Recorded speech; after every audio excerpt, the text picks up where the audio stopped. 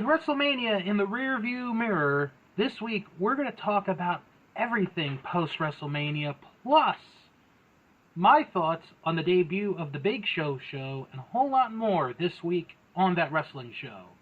Hello everyone, I am Bill Yankovic, and you are listening to That Wrestling Show, the podcast where all pro wrestling matters, and joining me is Fro. How you doing, Fro? I am much better now that I don't have to watch more WrestleMania. That's for sure. I think a lot of people are feeling that way. This week, we are going to review WrestleMania. We're going to talk about everything that happened.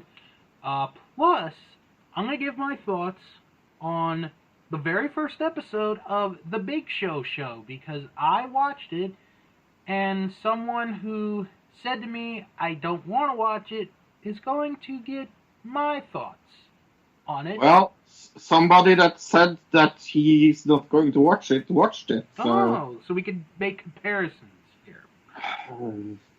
And I also have Luke's review. So, yeah. Plus, we're going to talk about The Masked Singer, and I'm going to talk about this week's episode of Dark Side of the Ring, which was all about the Brawl for All, and I have a little bit of memories about this, a little bit. So we'll talk about that as well. But Fro, by the time people are listening to this week's episode, this won't be breaking news. But as we're recording it, it is breaking news. And that is that the Revival have been released from WWE effective immediately. Okay. Scott Dawson and Dash Wilder, they had been asking for a long time for their release. Never really got it. And then, all of a sudden, today, they got their release. And I'm going to read the official press release from WWE, which states, effective today, Friday, April 10th, 2020, WWE and the Revival have agreed on their immediate release from WWE.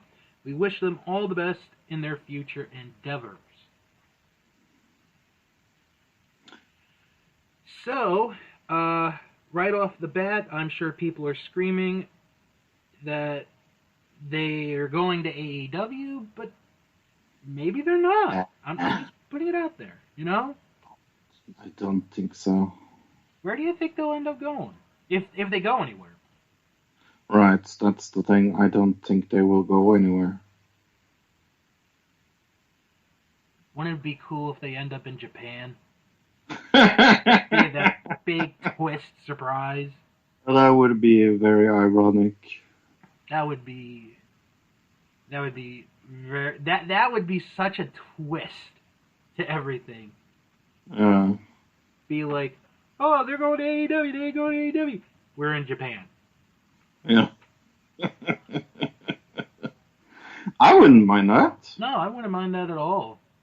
No. But I think with, so much, or not so much, but so many people wanting to see the Bucks and the Revival. Right. I just think that's bound to happen, at some point. Like I said, I don't mind. I think they're good enough to go there. I don't know if AEW is interested, though. Right, because right now they've got a really good tag team division. Yeah. One of the best, I think, going today. Right now, yeah. Yeah. Oh, definitely. And I'm putting that in there. Despite the pandemic that's going on, they still have a very good tag team division. Mm-hmm. But we'll have to wait and see. I mean, who knows? They could go to Impact. I would love that. Oh, the Brockbacks are in the Impact Zone. That would be funny. I really don't know. I really don't know. Yeah. I wish them well. Oh, yeah. Absolutely. I think we all do. We want them to succeed because they're Yeah. such a good tag team.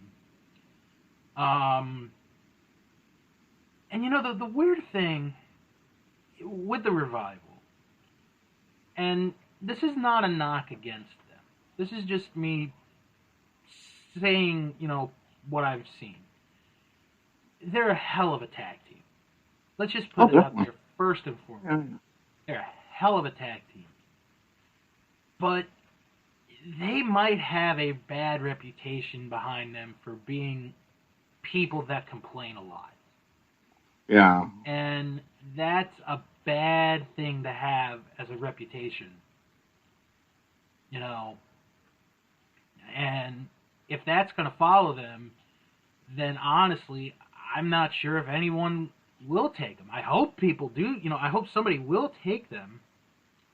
But I'm just thinking, maybe with the complaining, I don't know. Yeah. We'll see. Yeah, we'll absolutely see. But hopefully the Revival, find a spot, find a place, somewhere good, and they manage to work out, have things work out for them. So, okay, we have not been able to say this in a long, long time, but we can this week. NXT beat AEW in the ratings this week. Yeah, I saw this. By the slimmest of margins. It was pretty slim. NXT got 693,000 viewers. AEW 692,000. And this is the first time that NXT has beaten AEW in the ratings since December 18th, 2019. Wow, that long. That is a long time. But you know what? If there was going to be a week for NXT to do it, this was going to be the week. Because they had the women's ladder match, and they had the final chapter of Gargano Ciampa, which I want to talk about in a moment. Where with AEW, their feature match was Cody against Shawn Spears. Not saying that it wasn't a good match. I'm sure it was.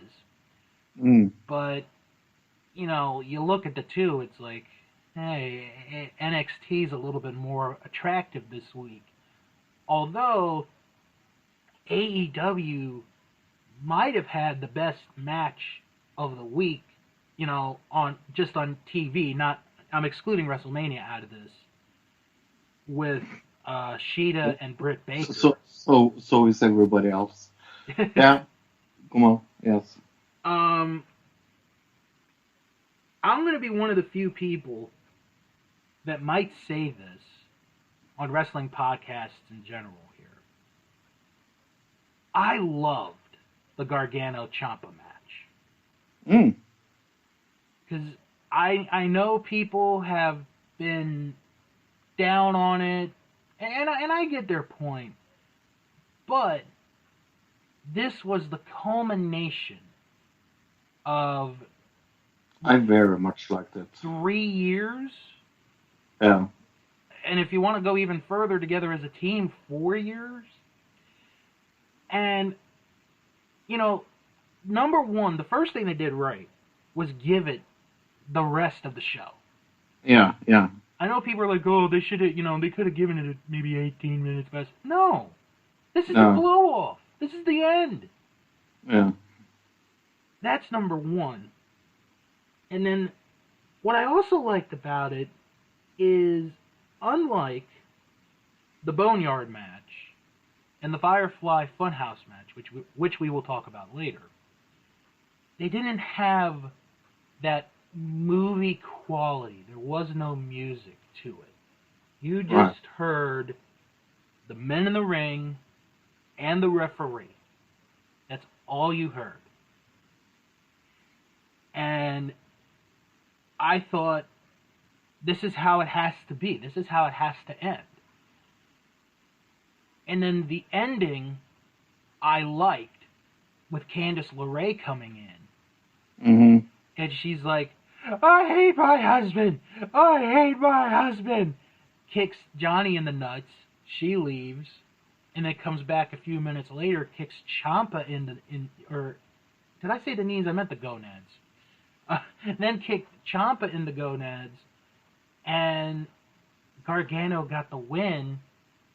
And then as they leave, and I was wondering if anyone else noticed this, because I saw this.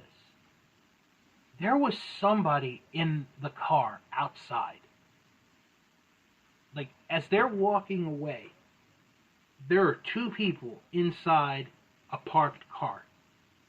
I don't know if anybody else caught that or not. No, I didn't. Oh, I'm not gonna say go back to watch it, but it was there. It was definitely there, and I think it was. I trust it. And I think it was Killer Cross. Okay.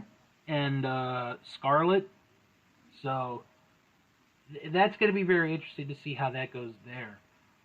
I'm going to defend this match for the fact that, and again, I'm a little surprised that I'm having to do this, but this is the final chapter. This is the culmination. This is everything. You know, it's the end.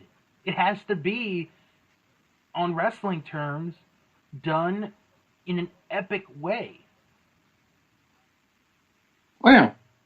And I think that's what you would want out of wrestling, is to have this epic grand finale to something I agree. that's been built up for 4 years. Yeah. So, but if you don't like it, I understand. I respect your opinion. But I liked it. Yeah. Yeah. I thought it was a very good ending. Mm-hmm. Plus, you got those commercial breaks in between, which actually helps a little bit. Because, you know, you didn't have, like, this long stretch of a match like we're going to talk about later on with another match. But, yeah, and, like, honestly, the only time I changed the channel was during the commercial break of that match. Because I was going, 8 o'clock. I've told you guys this. 8 o'clock is between Masked Singer, AEW, NXT. When it hit 9 o'clock Wednesday night, I put the remote down, had it for NXT. That was what I was watching the rest of, 9 to 10. And I would get AEW during the commercials. So. But, can't please them all, unfortunately, but. No. You and I pretty much seem to have enjoyed it, I think. I really enjoyed it. I don't understand the big hoopla about this. Yeah. Well, if you've been living under a rock, the Royal Farms Arena in Baltimore has officially canceled Money in the Bank. Oh, what a surprise! At their venue. Absolutely nobody. Exactly. They announced this last night. People who have bought tickets can receive refunds via the original point of purchase. And I live in Maryland, and trust me, it's gonna be a while here. We're gonna probably be the next hot spot of the Rona, as Luke. For some hot spots, baby, this evening. Hey, speaking of hot spots, let's talk about the Masked Singer. For hot spots, yes. So this week we had we have 2 face-offs. Mm-hmm. And then we had the SmackDown. Did you like this? Yeah, I did actually. Okay. Take me through it then. Yeah. Well, why don't you tell everyone what we had this week? Yeah, no, take us through it. Oh, if you don't. Yeah. Yeah. Oh, I'll take it through this week. Okay. Yes. So Night Angel sang "Man, I Feel Like a Woman" by Shania Twain. Kangaroo sang "No Air" by Jordan Sparks. Mm-hmm. The Night Angel advanced. Mm-hmm. Did you agree with that? No. I didn't either. I thought Kangaroo was much better. Yeah. I think Night Angel's getting away just on reputation. Yeah. I think. Yeah. Then we had the astronaut singing "If I Can't Have You" by Shawn Mendes. Turtle sang "Let It Go" by James Bay, not the Frozen song. Let it go. Oh. No, not that one. Turtle won that one. So we went to the SmackDown. Kangaroo sang "Hot Stuff" by Donna Summer. Astronaut sang "Bye Bye Bye" by NSYNC. We had a kangaroo twerk at one point, which was cute. A little weird. A little weird or a little cute. And in the end, the kangaroo was eliminated from the competition. I am so shocked. I was. I thought kangaroo would have been there till the end. Yeah. And it was model Jordan Woods. Who? Yeah, I'd never heard of her. Me neither. Let's do a little research here. Jordan Woods has 11.5 million followers on Instagram. She is 22 years old. She was on the TV show Life of Kylie. Okay. She has 3 siblings. She also has a Twitter account at Jordan Woods. And apparently, and this was what she said on the show, this was the first time she ever sang in public. I am so shocked by that. I thought that was the greatest clue. Yeah. I was like, yes, this is the best clue ever. But it surprised me. How good she can sing. Yeah. So, Astronaut, Night Angel, and Turtle advance to the Battle of the Sixes, which is going to take place in a few weeks. And actually, Fro, we are going to get a bit of a break from the Masked Singer. Yeah. There's no new episode next week. It is a special sing-along episode. Yeah, I'm not going to care about that. Probably. It's just probably going to be like the best performances of the season. That's what I would figure. So, when we talk about this again in 2 weeks, it is the banana, the frog, the kitty, and the rhino that will be facing off. Here, kitty, kitty. And then we'll see who goes from there. Because after that, we'll get the Battle of the Sixes. And we'll get to see who takes it all. The winner takes it all. I got a feeling. You know what I'm thinking, Fro? No. Because I like to think, if you guys haven't figured out by now, the first 2 seasons of The Masked Singer, a guy has won it. This has to be the season where a female wins the competition. Yeah. I think it's going to be Kitty. Yeah, I think so as well. I think Kitty is going to take it all the way. I wouldn't mind. She's very good. Yeah, I think she's... Honestly, I think she's the better between her and Night Angel. But for some reason, they just have this thing with Night Angel. And I'm not saying Night Angel's not a bad singer. She's a very good singer. It's just, can we move on from her? That's all I'm saying. Yeah. All right. So, the other day, Tuesday, was a brand new episode of Dark Side of the Ring, where they talked about the Brawl for All. Yeah, I haven't heard about this before. Did you watch the episode? Yeah. Okay, let's talk about it a little bit. I remember this, actually. Okay. When you're 12 or 13 years old, you're thinking to yourself, "Oh boy, this is going to be good." It's a fight. It's a legit fight. Um, Looking back on it now, may not have been the smartest idea in the world, but you know, it happened. Mm. One thing that they pointed out, and I think maybe this is forgotten a bit, is they did have a point system. Um, it was 5 points for the most punches per round. A clean takedown was for 5 points, and a knockdown was worth 10 points. And what I didn't know was that the idea came from JBL shooting his big mouth saying that he could beat everyone in a legitimate fight. Yeah, I didn't know that. What a surprise, huh? Yeah. So, this is Vince Russo's idea. What a surprise. Oh, really? Vince Russo? Yeah. Really? Uh, Said nobody. they went around the locker room. They went and picked the 16 toughest guys in the locker room.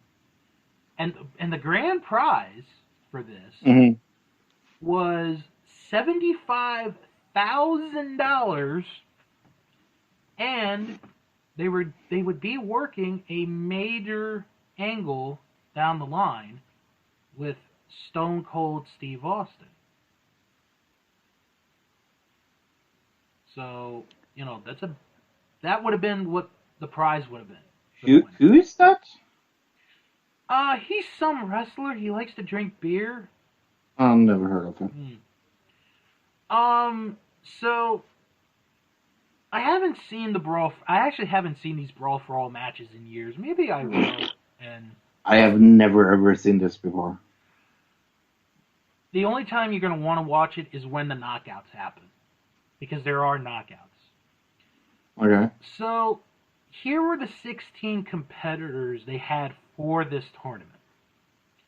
We had Steve Blackman, Mark Marrow, Mark Canterbury, better known as Henry Godwin, Bradshaw, who is the one who said, "Oh, I knock him on down, Brockus, Savio Vega, Droz, Road Warrior Hawk, Bart Gunn, Bob Holly, Pierre of the Quebecers, you may know him as PCO, Steve Williams, The Godfather, Dan the Beast Severn, 8-Ball, and Scorpio.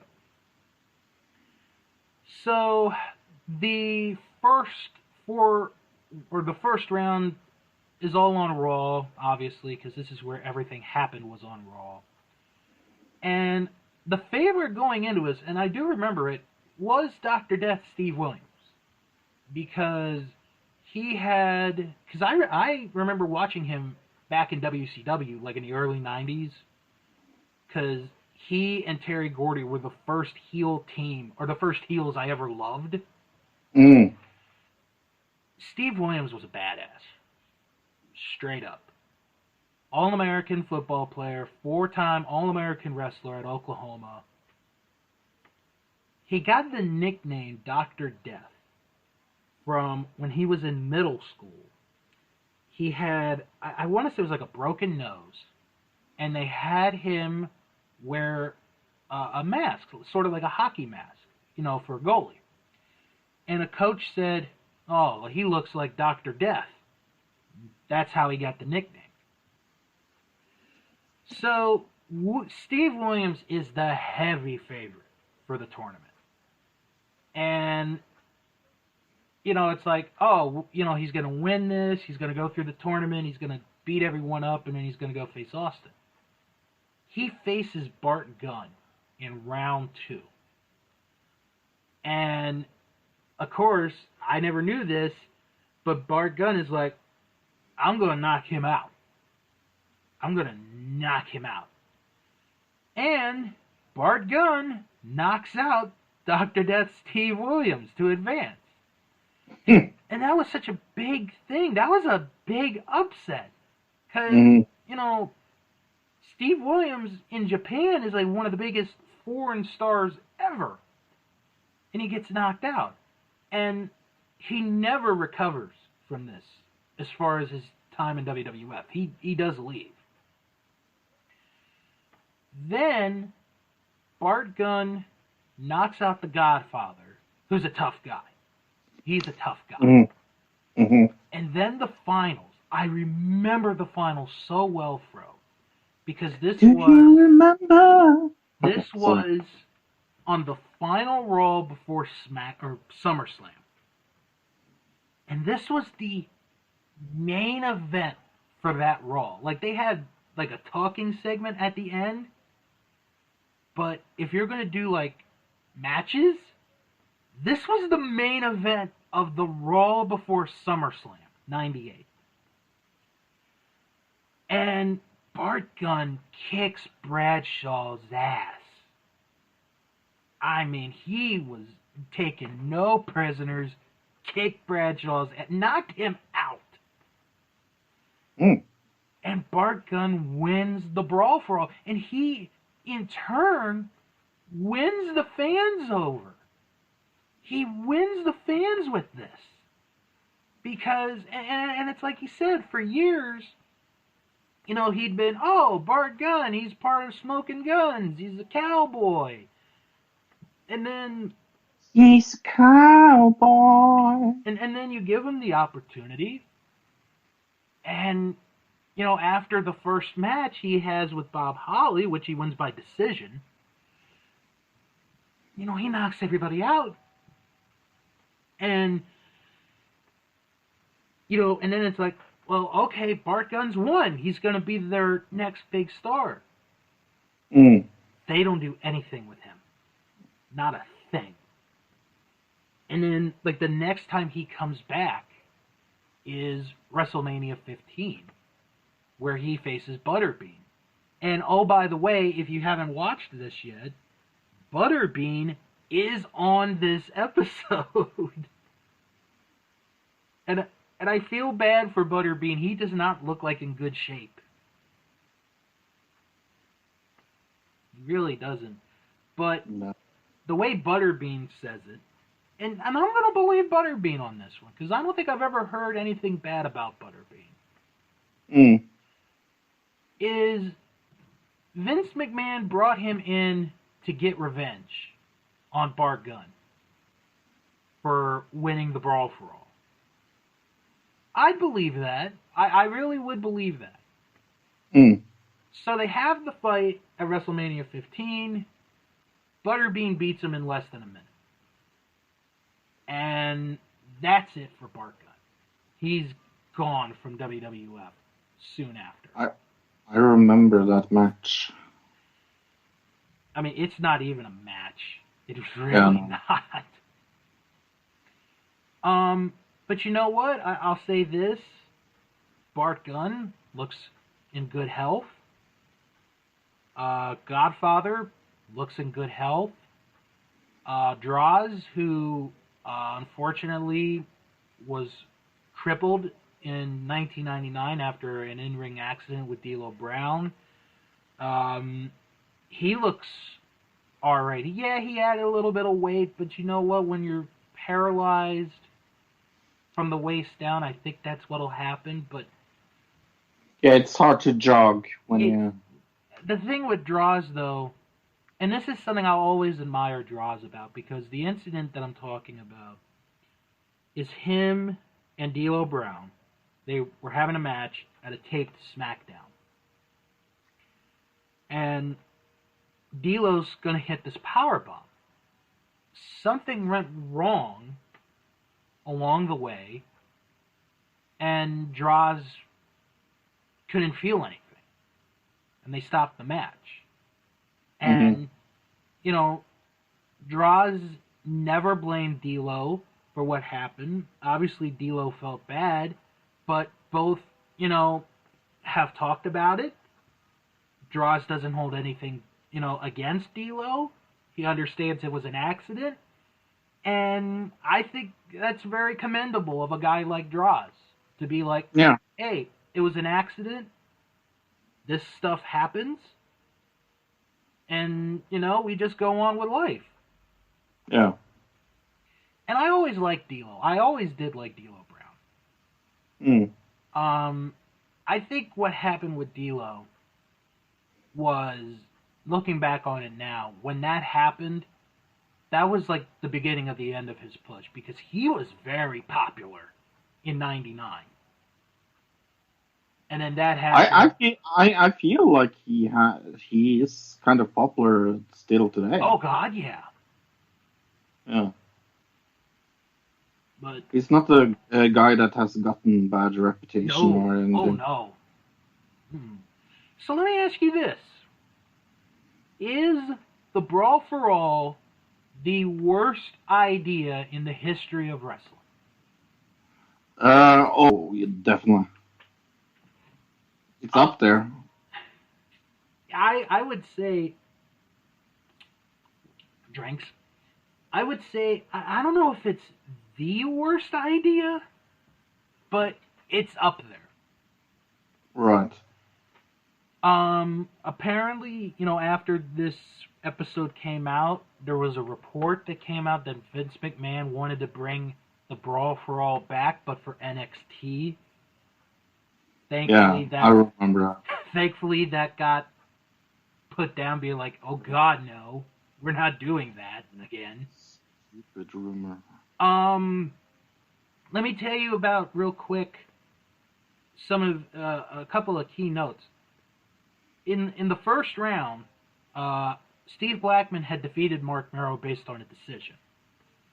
Blackman was forced out of the competition due to an injury in training, so Mark Merrow took his place in the second round. The fight between Droz and Road Warrior Hawk ended in a draw. However, Droz advanced as Hawk was injured during their match. Right. Dan Severn defeated the Godfather on points, but withdrew, saying he had nothing to prove. And Dan's got a point. I mean, he was an original fighter in the UFC. He was a champion everywhere. Mm-hmm. And then Steve Williams got hurt, as they mentioned in the episode. So it was a hot mess. But do you think this would happen today? No, not with me either. Not with all the stuff we know about concussions. Not today. Even Vince Russo said that he wouldn't have this go today.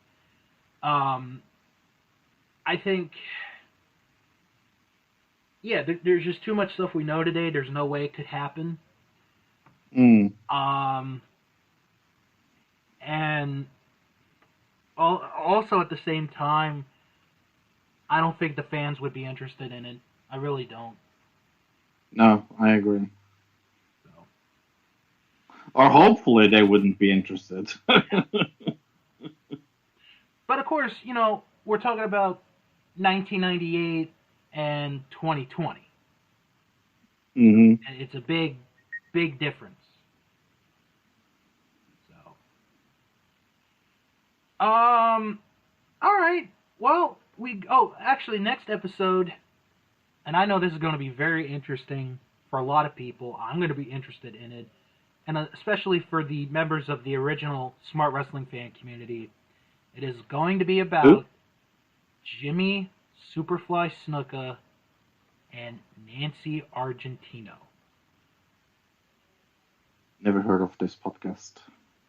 Oh, I meant the original. From many, before you were around. I'm joking. I know. Alright, so we go from one show to another show. What show is that? The Big Show. Show. So this premiered on Monday on Yeah. Netflix. Yeah. Fro, I remember originally Mm-hmm. said in a group while we were watching WrestleMania, I'm Mm-hmm. not going to be watching this because I will never ever watch it, I said. it sort of threw a wrench into my plans of having us review the episode next week. But Mm-hmm. but I ended up watching this yesterday, and you admitted to me off air that you in fact watched the first episode. Yeah. So I think I'm not sure. I'm not sure if I'm super proud about that, but well, let's set up the premise for everyone. is So there a premise? there is a premise. Are you sure? Yes, for the show. Okay. So the Big Is it Show just plays. is it just that it's so bad I didn't care about the premises? Yeah, I'm going to talk about it. You're not the one that has to describe it. Okay. So the Big Show plays, well, the Big Show. Mm-hmm. He is a retired wrestler who is living with his wife and his 2 kids. But, and this is the part I didn't know about until, like, I think the day before or the day of, which got me a little bit interested. His oldest daughter from his first marriage is moving in with them. Because originally, like, when you see the trailer, which I would imagine you've seen the trailer, Mm-hmm. it's the 3 daughters and his wife. So I'm thinking, oh, okay, it's Big Show, 3 girls, and a wife. But when you have the twist of, oh, it's his daughter from his first marriage coming to live with him, again, 2 different thoughts on television, folks. So, the first episode is the one we're going to talk about today, and it is called Prototype. You're not going to do every episode, are you? Oh, no, just this one. Okay. Just the Christ. one. Just the one. Yes, because that would be atrocious. Because I saw 2 episodes and I told Luke I had so much trouble watching the second one. But we have a rule that you have to be 2 episodes and you're out to judge the podcast. Right. Or sorry, to judge it on show on the podcast. Right. So you have to have watched 2 episodes of the show. And I can tell you, it is one of the hardest things I have ever done in my entire life. It is so atrociously bad. My thinking over the years, when Jim Boy Star and we used to do the TV draft. Mm-hmm. And this is something I developed over time, and I'm glad I developed over time. If you're going to watch a brand new show, you have to go at least past the first episode. Oh, yeah. Definitely. To give it a shot. That's what I said. Yeah. No, I know. So, without going into a lot of it, here's a breakdown of the family, because that's the main characters. Mm-hmm. Big Show's wife, Cassie, who's played by Allison Munn. I'm not sure if she's related to Olivia Munn or not. Probably. Yeah. One Tree Hill. She is a real estate agent. That's her job on the show. It does not say if she is related to Olivia Munn here, but she's from One Tree Hill. If anybody saw that, I like that show. And she was also on 9 episodes of that '70s show. Yeah, that's right. She was also on What I Like About You. If anyone remembers that show, I don't. I do. Yeah. She was on a show called Carpoolers. Mm-hmm. You mentioned One Tree Hill, like you said. Yeah. I think she's probably most famous for One Tree Hill. And she was on Nikki, Ricky, Dickie, and Dawn. That's a show on Nickelodeon. Or was a show on Nickelodeon. Never heard of it in my entire life. I don't think I ever saw an episode of it, so I'm glad. So, the oldest daughter, Lola, played by Raylan Castor, she's the daughter from the first marriage. Her mom is living in Belgium. And she's going to move in with her dad. She likes to play hockey because, you know, everyone in Minnesota plays hockey. Stereotype. Lily Brooks O'Brien plays Mandy, the middle daughter. And actually, I'll tell you what. There was a joke in there that I liked that she says. That she has MSS, middle sibling syndrome. I liked that joke. I thought that was alright. She admires women leaders such as RGB, AOC, and Leslie Cope. I don't know who the last one is. Oh, never mind. Oh my God, I feel terrible. It's Amy Poehler's character from Parks and Recreation. Oh, okay, yeah. Oh my God, I feel bad. Oh. That's a good show. I'm going to get beat up for that later. And the youngest child is JJ, played by Juliet Donenfeld. And I'm going to admit it, she was my favorite character from the first episode. She's an instigator. I like that. Oh, yeah. Her room is called the JJ Dome. That was my horn sound because I'm not going to play that. So the episode is Lola's gonna move to their house to live. And she's gonna live in Mandy's room. Well, Mandy's like, no, I'm not letting her. This is my room. I'm gonna do a sit-in. Which she does. And she has her class join her in the sit-in. Meanwhile, Big Show tries to do everything perfect for Lola, and it backfires on him, and it's typical family comedy. That's the best way I'll put it.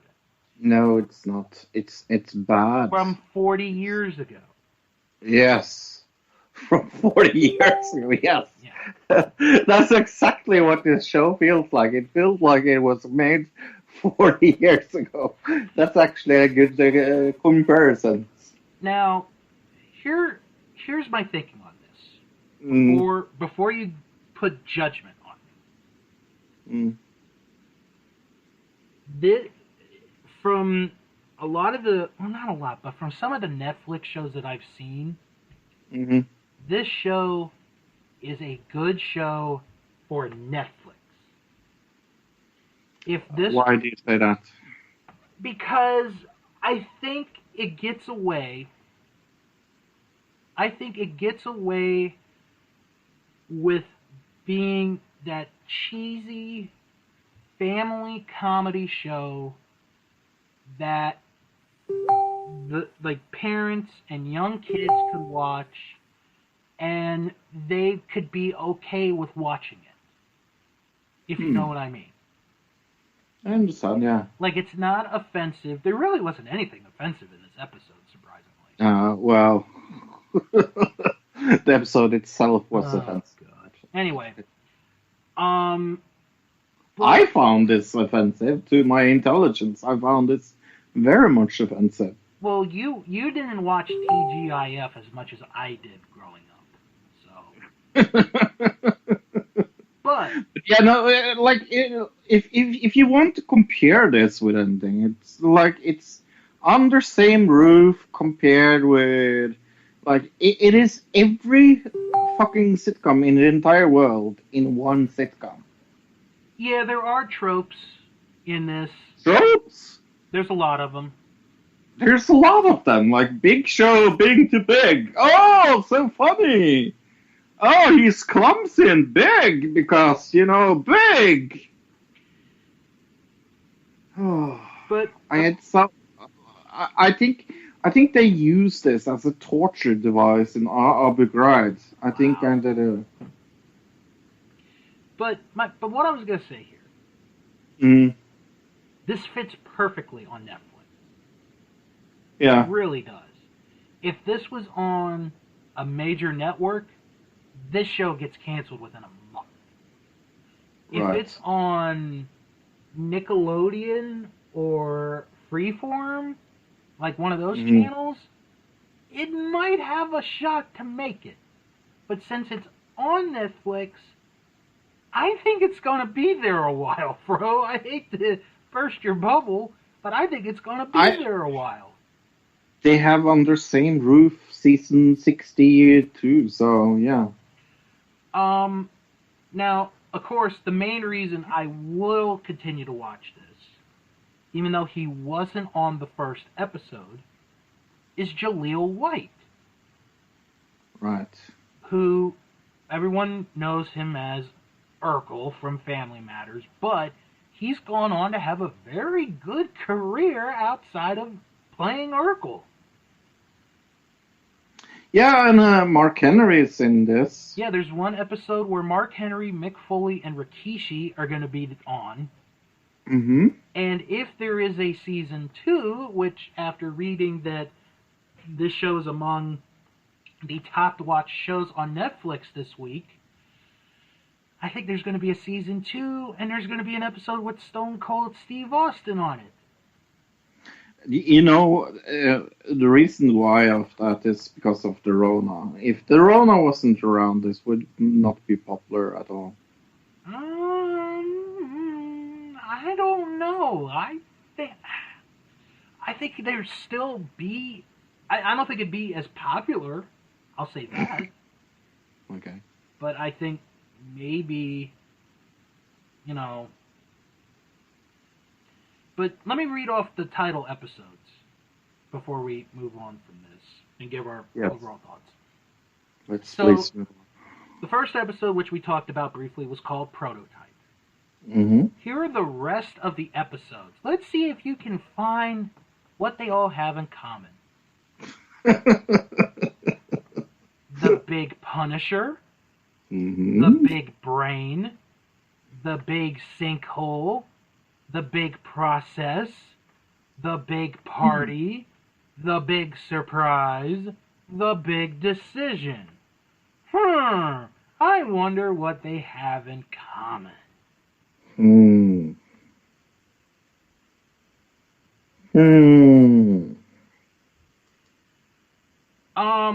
But I will say, if you are a parent who has kids, this might be a show for your kids to watch. Oh yeah, like definitely. young kids, like maybe what age group? 6 to 12. 6 to 12, yeah. Yeah, we'll go with that. If you really like The Big Show as a human being, I would recommend you watching this. If you're like Fro, do not watch this. I'm gonna watch the next episode. I'm gonna watch the second episode just to see if it gets me, and I'll decide on my own if I'm gonna watch it or not. But no, folks, we are not reviewing this every week. I just wanted to do the first one to get it out of the way. I would rather walk on broken glass than watch another episode of that. Aww. I would rather watch the second night. Oh wait. Well, we're gonna get to that. we're gonna get to that in a little bit. That was a joke. I know. Because I definitely wouldn't. that would be fun. But anyway, last week, Fro and I, we talked about, in the latest edition of Pro Wrestling Illustrated magazine, the Decades Awards. And I mentioned in the magazine, there was a very good article about where they discussed 25 wrestlers under the age of 25 that are currently making a name for themselves in professional wrestling. That's right. So I have this here, and even I'm going to admit this, Fro. There are a couple people I have not heard of before. Okay. But for the... I'm going to predict out of the 25, I will know 5. All right. I mean, this isn't this isn't a contest. We're not doing No. Yeah, we're but I'm just yeah. So I'm really bad at names. So I'm gonna say each name, and I'm gonna tell you guys their age. Okay. So, and this is not in order. Like this guy's number 1, this is number 2. They just put 25 out. So the first name they mention, and I apologize for the binging. I'm in a group channel on Facebook right now, but Hirai Kawato, who is 23 years old. He is a product of the New Japan Dojo, and he is on his excursion right now in Mexico with CMLL. Cool. Never heard of it. I haven't heard of him. Maybe he'll come up in the U.S. sometime in the near future and wrestle here. Next one is Wheeler Yuta, who's also 23 years old. I've seen him in Beyond Wrestling a few times. He's a good Named talent. after one of my favorite towns in the world. What? He's named after one of my favorite towns in the world. Wheeler? No, Utah. Oh, good. Anyway, no, I mean, I've seen him a few times. I didn't think he was that young, to be honest. I thought he was older than 23. Then we have the lovable Marco Stunt from Jurassic Express, AEW, 23 years old. 5'2", 120 pounds, bro. Okay. But man, he's fun to watch. Then we have Myron Reed, who wrestles in Major League Wrestling. He is 22 years old. Yeah. The first one I've heard of. Then we have another wrestler from Major League Wrestling, Jordan Oliver, who, are you ready for this? 20 years old. Mm. Man, back in my day, if you were 20 years old in wrestling, you wouldn't be... Never mind, I'm not going to sound like that. Then we have Isaiah Cassidy, one half of Private Party. Yes. He's 22 years old. I've heard of him. Yeah, that's a good tag team. I think we're going to see his... Maybe we'll see his partner later on. I'm not really sure. Then we have Layla Hirsch, who I've not heard of. I've heard about the Hirsch name. She's 23 years old. She trained at the Combat Zone Wrestling Dojo. She has wrestled in Japan in Stardom and has wrestled in Beyond Wrestling. I think I might want to watch a little bit more Beyond Wrestling to see her. Then we have Shota Umino, who is the son of New Japan referee Red Shoes. And he had a good match in June with Jon Moxley. And because I remember. Yeah, that was a good match. And because of that, Moxley took him under his wing. Cool. Then we have Jamie Hayter, who is from Europe. She's 24 years old. She's wrestled on AEW Dynamite. I don't remember the episode, to be honest, but she's wrestled all over Europe. She's probably going to be a big name coming up real soon in wrestling. Then we have Jungle Boy. Yeah. 22 years old. Yeah, he looks young. I thought he was a little bit... I thought he would have been 23 or 24, but 22. He's got a lot of potential. I think, he's going to get there. Give him a few more years, he's going to be there. Then we have Chris Statlander. She's becoming one of my favorite wrestlers to watch. Who? She is 24 years old. Where is she? 24. Yeah, but where is she? Oh, AEW, Beyond Wrestling. Where has she wrestled? AAW, which is in the Chicago area.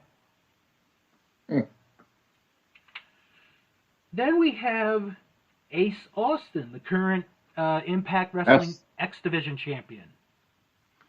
Amazing. He is person. 22 years old. Yeah.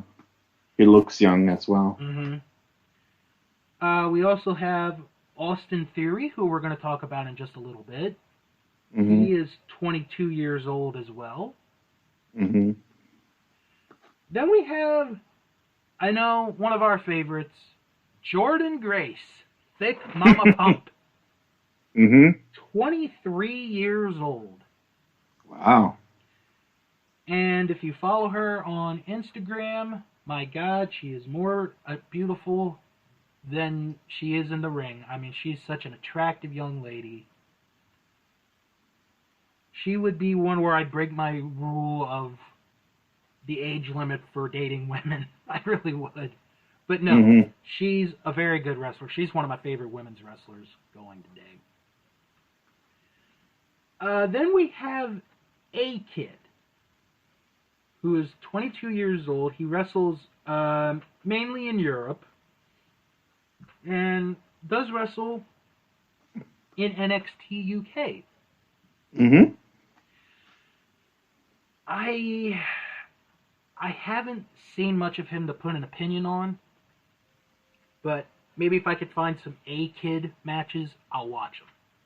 I really like him, yeah. Then we have Tony Storm. Tony Storm is 24 years old.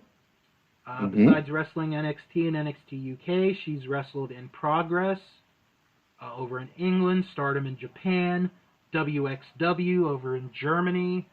She is a world traveler. Then we have Colby Carino. Now that name might sound familiar to some of our older fans. This is the son of Steve Carino. He is 23 years old.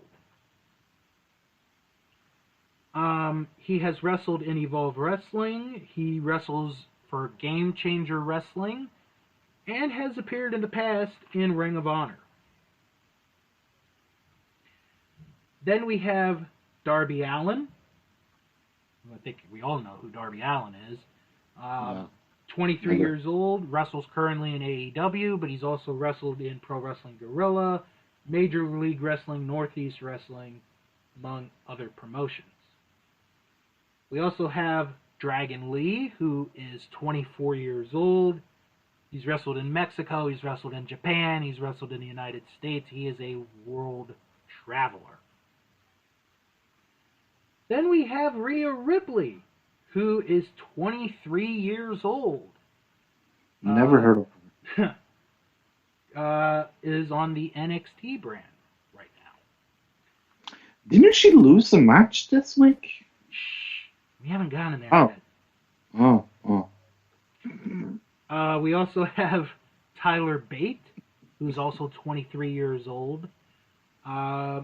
Mainly wrestles for NXT UK, but he's wrestled all over in England and the United States as well. We also have Tessa Blanchard, who is 24 years old right now. Currently wrestles in Impact Wrestling. Her reputation, depends on how you look at her. She's a good wrestler, but she has a bit of a, history. Yeah. We'll yes. Go with that. We also have Kaito Kiyomiya, who wrestles in Pro Wrestling Noah. Is 23 years old and had a reign as their heavyweight champion in Pro Wrestling Noah for 384 days. Mm-hmm. That is impressive. That is impressive. We have two more left. We have MJF, Mm-hmm. who's 24 years old. This guy, I really believe, is going to be a part of the future of wrestling. Oh, definitely. There's nobody else like He has the charisma. He has everything. He has the ability. He has the mouth. He has absolutely everything. Yep. I would marry him. If you went that way. Well, Yes. If you had a man crush, he's your man crush. Yes. And finally, we have Riho, who is 23 years old. Really? Yes. Wow. I know. I never told you this. When I went to the first Dynamite episode, because I had my dad with me, he was like, "She looks like she's 12." Yeah. But She does look like she's 12. She is 23 years old. 23? I would guess like 20, maybe. No, she looks young for her age. Yeah. You know what? Very good wrestler. Yeah, very good. She is. She's getting better. She is. Before we get to our review of WrestleMania, because I really don't feel like pulling the song up, I'm just going to do this. For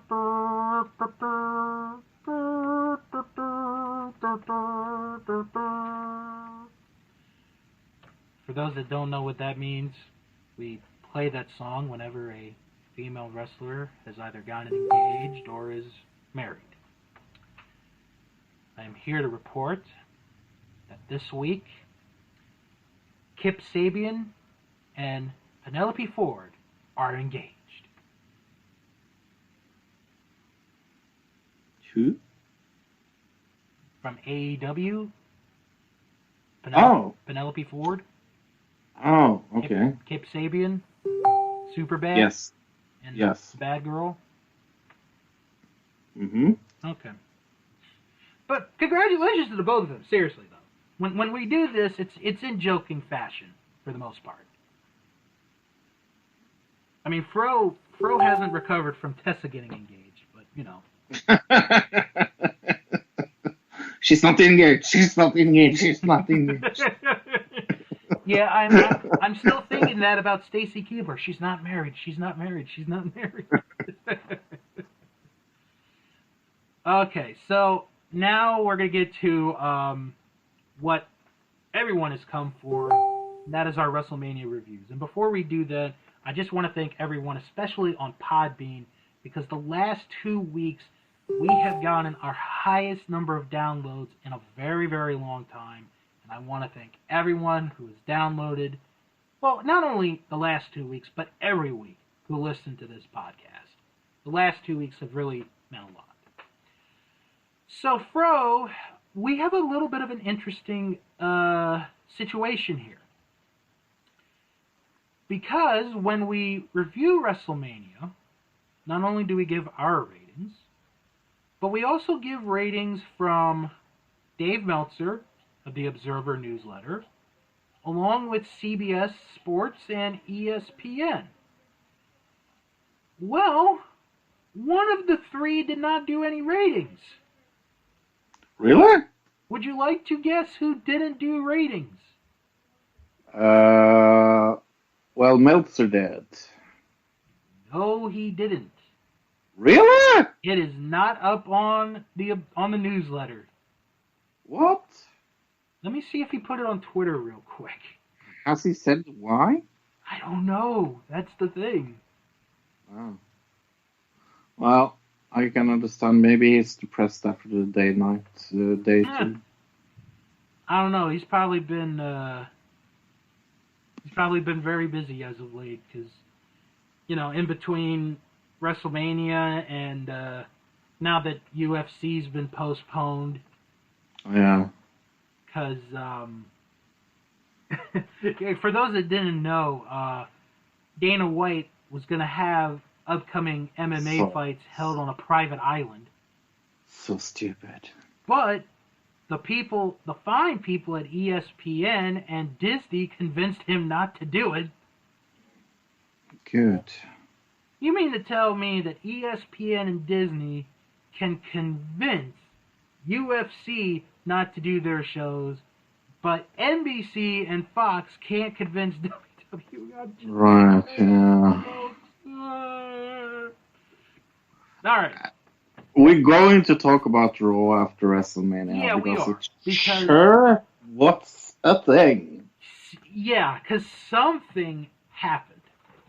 Oh, something! Yes.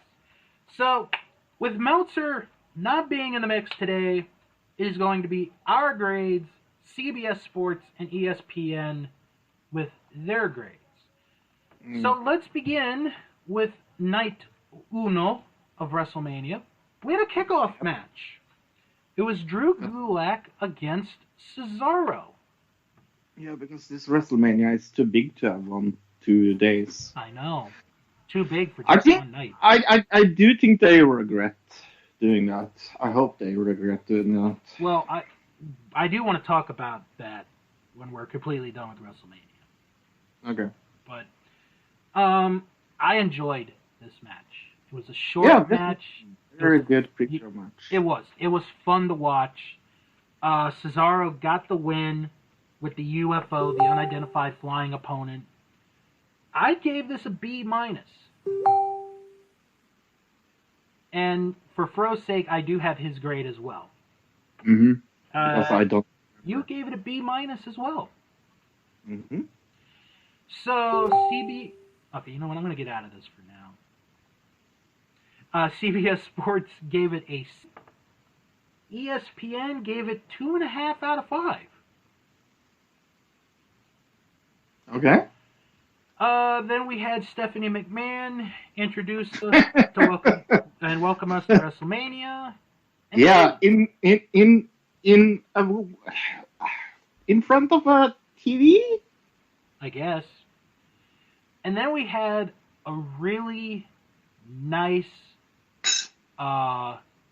compilation of America the Beautiful, which I watched a second time, just that compilation.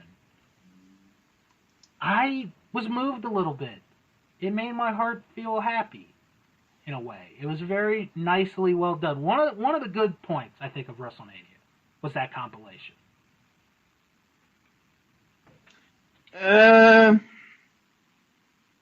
I thought it was a cheap way of getting out of not having someone singing. Okay, well, who would you have for a show with nobody in the building? Seriously. I wouldn't have this WrestleMania in the first place. Well, so neither would I.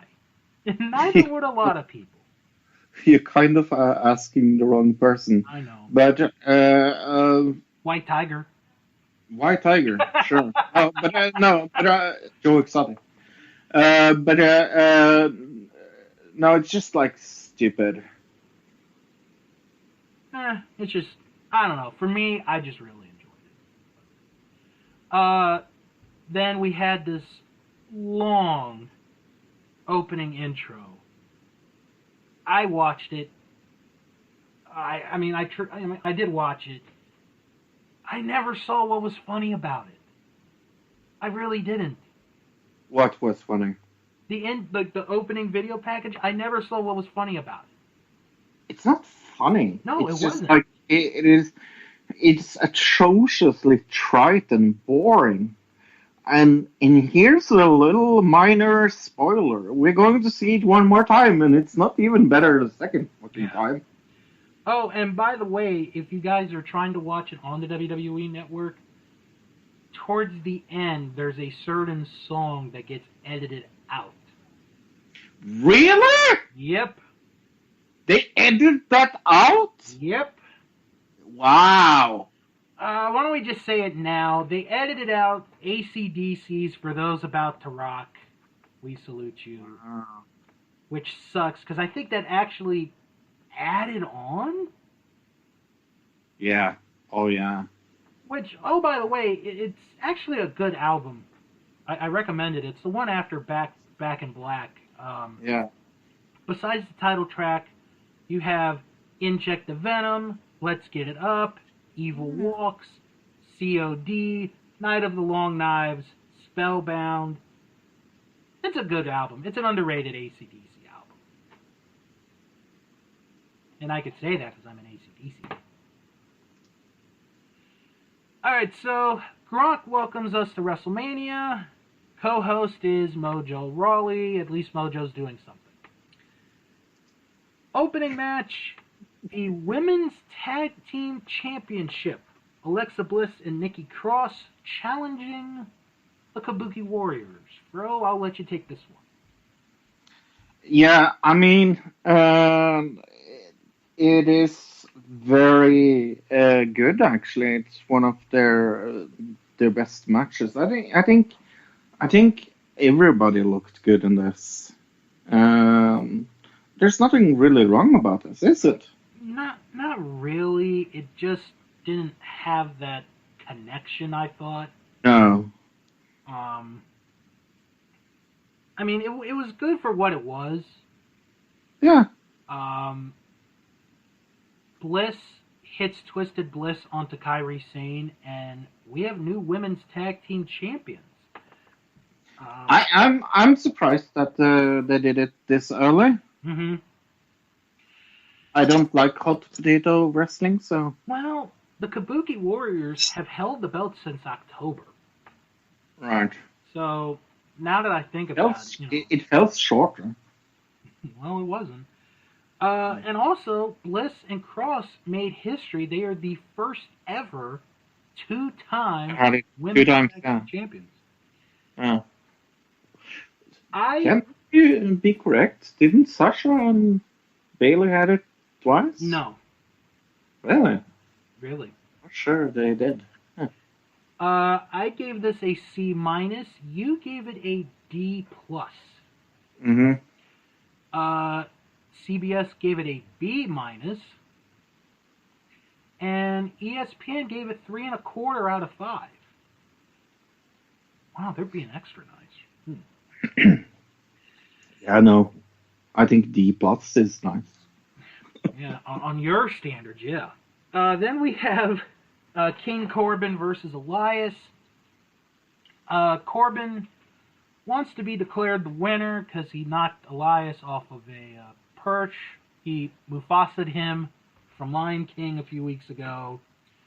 But Elias makes it out, and it's just a match. That's all it is. It is just a match. Elias gets a win with a handful of tights. We both gave this a D. Mm-hmm. CBS Sports gave it a C-. ESPN gave it 1.25 out of 5. Sounds. Now, depending on who you prefer, to me, this is where night 1 of WrestleMania turns it around. In my opinion. Yeah, well, yeah, you have to wait one more match for me. Right. Because the next match is Shayna Baszler challenging Becky Lynch for the Raw Women's title. I'm more angry at this than you are. Most definitely. I think there's no... Well, let's talk about it after you talk about the result. Okay. So, it starts off as a brawl. It's a good brawl. You're not going to get a lot of technical wrestling out of this. They each try submission moves, can't really quite get it. It eventually goes back to the outside later in the match. Shayna picks up Becky in a powerbomb-like position, swings her into the announcer's table a few times. Pardon me. And then she goes into the ring. She locks in the Karafuda clutch, which, should win it. But as she's got her, Becky reverses it into a pin. 1, 2, 3. Becky retains the Raw Women's title. I thought the match itself was good. Maybe it could have been a little bit more, but I didn't really penalize it that much. I gave it a B minus. Mm-hmm. Meanwhile, Fro gave it a D minus. Mm-hmm. And why don't you tell everyone Yeah. why? Well, I think my main problem is what I'm going to call the Asuka syndrome. Okay. Building somebody up is very hard to do in wrestling. And they have done it with Shayna Baszler to a degree where I would say she's over. I don't especially like her wrestling style, but I can see what they are seeing in her. I think she's dead and buried, and I think that's very sad in the way they build her up. It's the same they did with Asuka some years ago when she had her first WrestleMania match and lost. And she should have won. Should Shayna Baszler won here? Yeah. I think the booking of this is one of the most atrocious things in WrestleMania this year, to be honest, booking wise. Because booking wise, it doesn't really make any sense. I think, like I said, I think they killed her momentum. I think they killed her going forward, and I don't really know what they're going to use her for right now, because she's not. This is the first match she has lost, and it's extremely weird that she lost it this way. I just feel like they did an ending that I feel was so really screwed up. Really.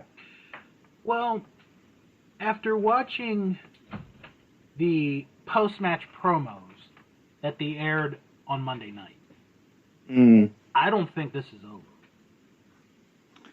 No, it's not over storyline-wise, but momentum-wise, it's over. I can see your point. She has lost all momentum and all going forward. It's just like I have even less interest in her now because she's not this great big heel that has something to go with, and it's like the way she lost was also very like, yeah, it felt just like a big echo chamber with absolutely nothing in it.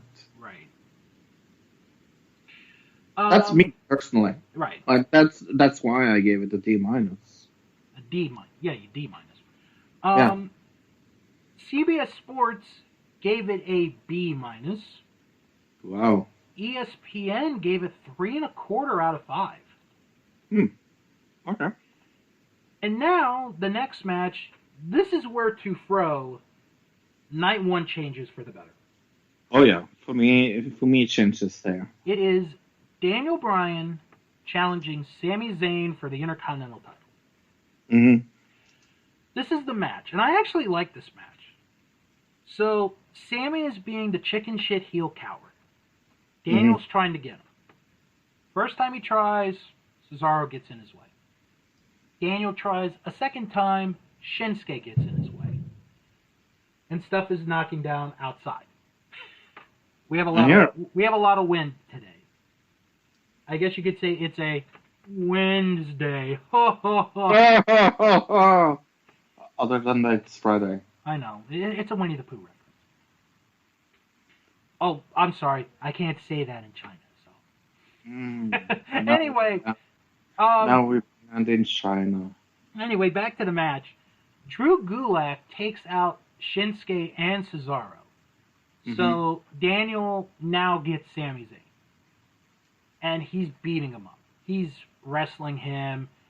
Sami's doing everything he can, but he just can't get out. Drew Gulak suggests to Daniel to do the headbutt from the top rope. As he's doing this, Cesaro and Shinsuke come back and they attack Drew Gulak. Daniel goes for the headbutt. Sammy hits a haluva kick while Daniel is in midair and gets the 3 count to retain the Intercontinental title. I liked this match. I liked what it was told, and I liked the ending a lot. I gave this a B. Mm-hmm. You gave it a B minus. Yeah, like I said, I felt WrestleMania turned around here after 4 on par matches. Mm-hmm. CBS Sports gave this a B. ESPN gave it 3.25 out of 5. Mm-hmm. Then we go to the ladder match for the SmackDown Tag Team titles. Now, this is a very interesting situation. This was not supposed to be good. No. This was not supposed to be good. Like, when I'm saying that, they made the stipulation very weird, where they have to take both of the titles down, and they were just wrestling with one of the tag team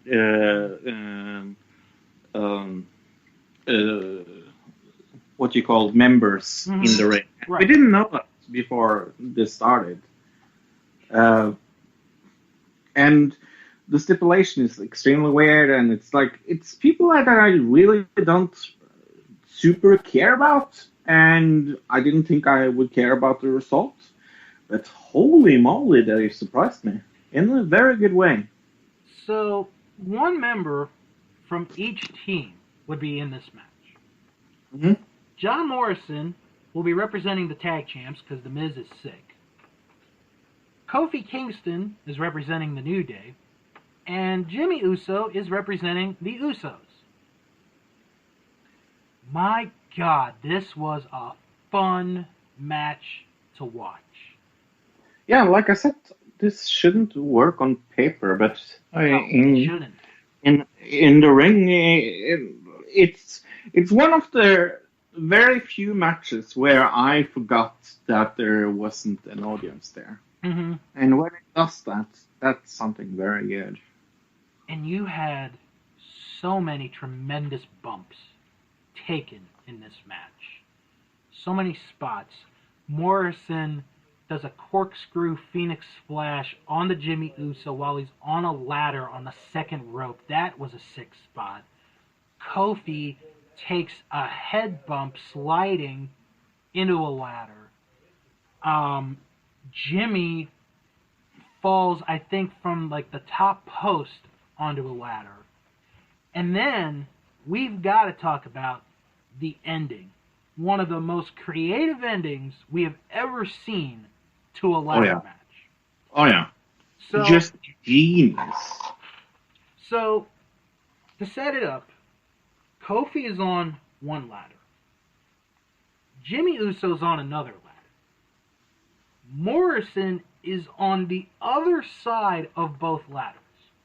Mm-hmm. All three climb up, and they take down the harness that holds the belts. I don't remember who it was that got it out. Do you remember? No. No. So, it's like, okay, well, what do we do now? Well, we fight.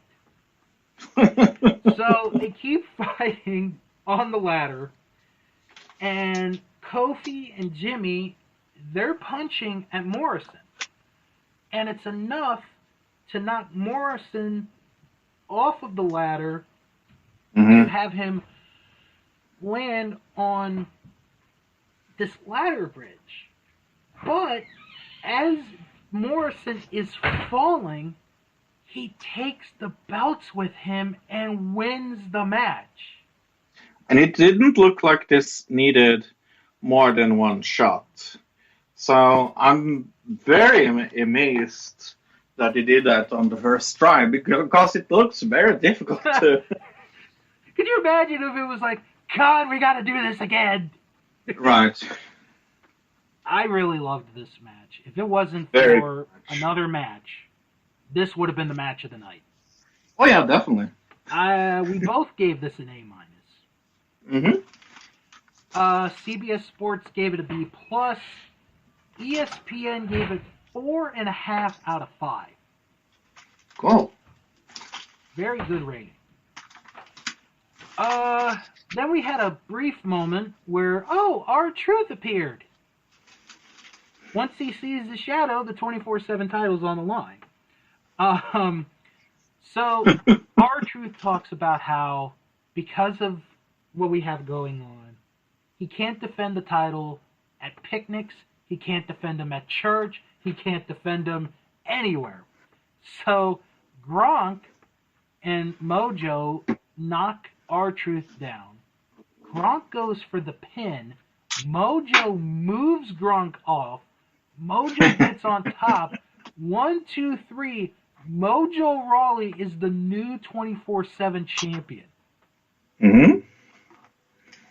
And that would be the last time we see Mojo or Rob Gronk for night 1 of WrestleMania. Yeah. So The host of WrestleMania is not on WrestleMania day 1 anymore. nope. Actually, I'm going to say something now instead of saying it for later. That's actually one of the pluses I'm going to give for this WrestleMania. They didn't shove down the host. They didn't shove it down our throats.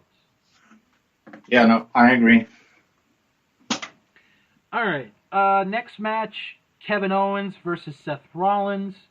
Kevin Owens! Oh, Wrong guy. Wrestle. Seth Rollins grabs the timekeeper's bell, hits KO with it. Kevin Owens wins by disqualification. And I say boo. But Because it was the good. But KO grabs the mic, and he's like, oh no, we're not going to have it end like this. Let's make this match no disqualifications, no rules. We're going to have a winner. And Seth's like, no disqualification, no rules. All right, let's do it. So we have our no. Why do you sound like a South Park character? No, it didn't sound like Seth. I was trying to sound like Seth Rollins. Hello, I'm Seth Rollins. No, you sound like a South Park character. Scratching you, Andy. No, okay. Him. So anyway, they fight around. KO hits Rollins with the bell, and then KO climbs on top of the WrestleMania sign and hits a beautiful jump. Lands, goes through the table with Rollins. This would have been the holy shit moment of the night. Mm-hmm. Rollins gets rolled back in. Owens hits a stunner. 1, 2, 3. KO wins. I gave this a B. You gave it a B-. Mm-hmm. They should have just made this a no DQ match from the beginning. They should. I don't know why. Well, it would probably get a better character if they had that. Maybe a better grade, yeah. Yeah.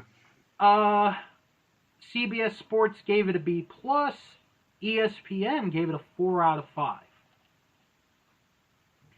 Now, the next match, and I have to explain this to Fro, because I don't think I told you about this, is the Universal title match. Goldberg versus Braun Strowman. Hmm? Do you want to know how they did the announcement on SmackDown of Braun Strowman being a replacement? I know how they did it. So. Okay. So for those that don't know, they're going through the lineup of WrestleMania. They're going through all the matches. And they just straight up announce Braun Strowman is now facing Goldberg. It was like nothing. Really? Nothing at all. Not a So thing. stupid. You couldn't... You had, what, a week and a half? 2 weeks, maybe? To Maybe more. create something? Okay, so here's the match. And this is how it happens. Struggle. Goldberg gets pushed into a corner.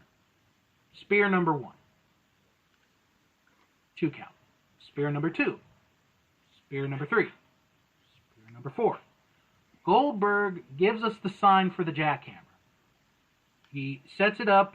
Braun reverses it into a power slam. Strowman then hits another power slam.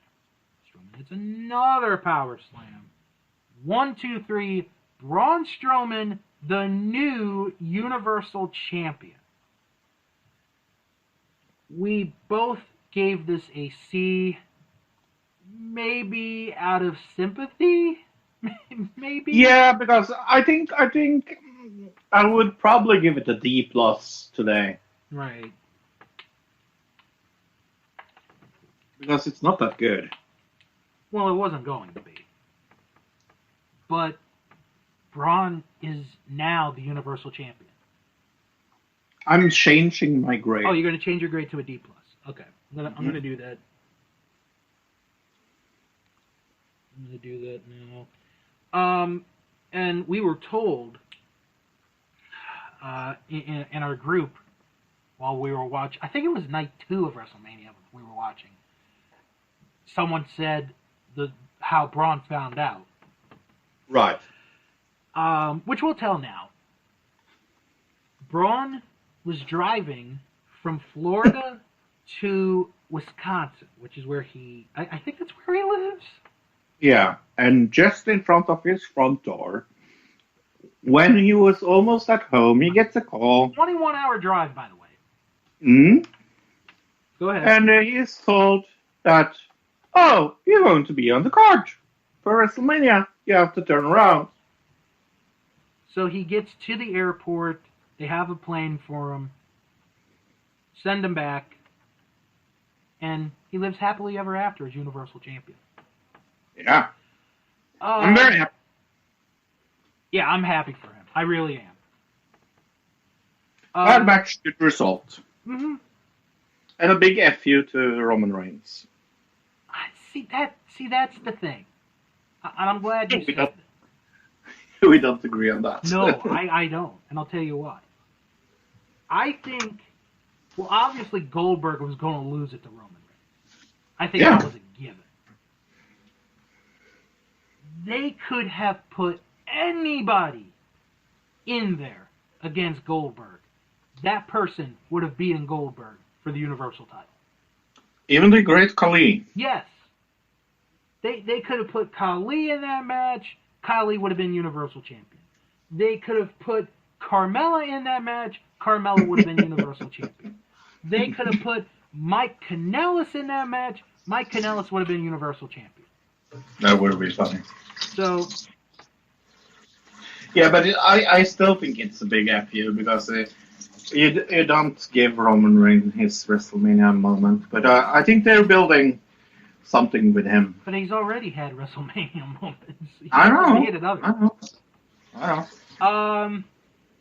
All right, CBS Sports gave this a D+.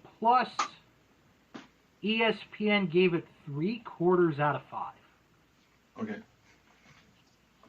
And now, the finale of night 1 of WrestleMania. Almost match of WrestleMania. Almost. I think it is the match of WrestleMania, to be honest. No, I think And I'll explain why when we get to it later. The other match. It is AJ Styles versus The Undertaker in the first ever Boneyard match. And Luke have been very nice to us and Googled this before we watched this. Yes.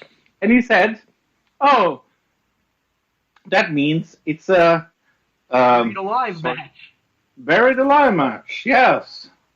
And that is entirely what it was. Yeah, they just used another word for it. Because, it's not like we're having a pandemic of people getting buried alive today in the world, No. Did you see the mass grave they are digging in New York, by the way? The masks? No, the mass grave. No, I haven't.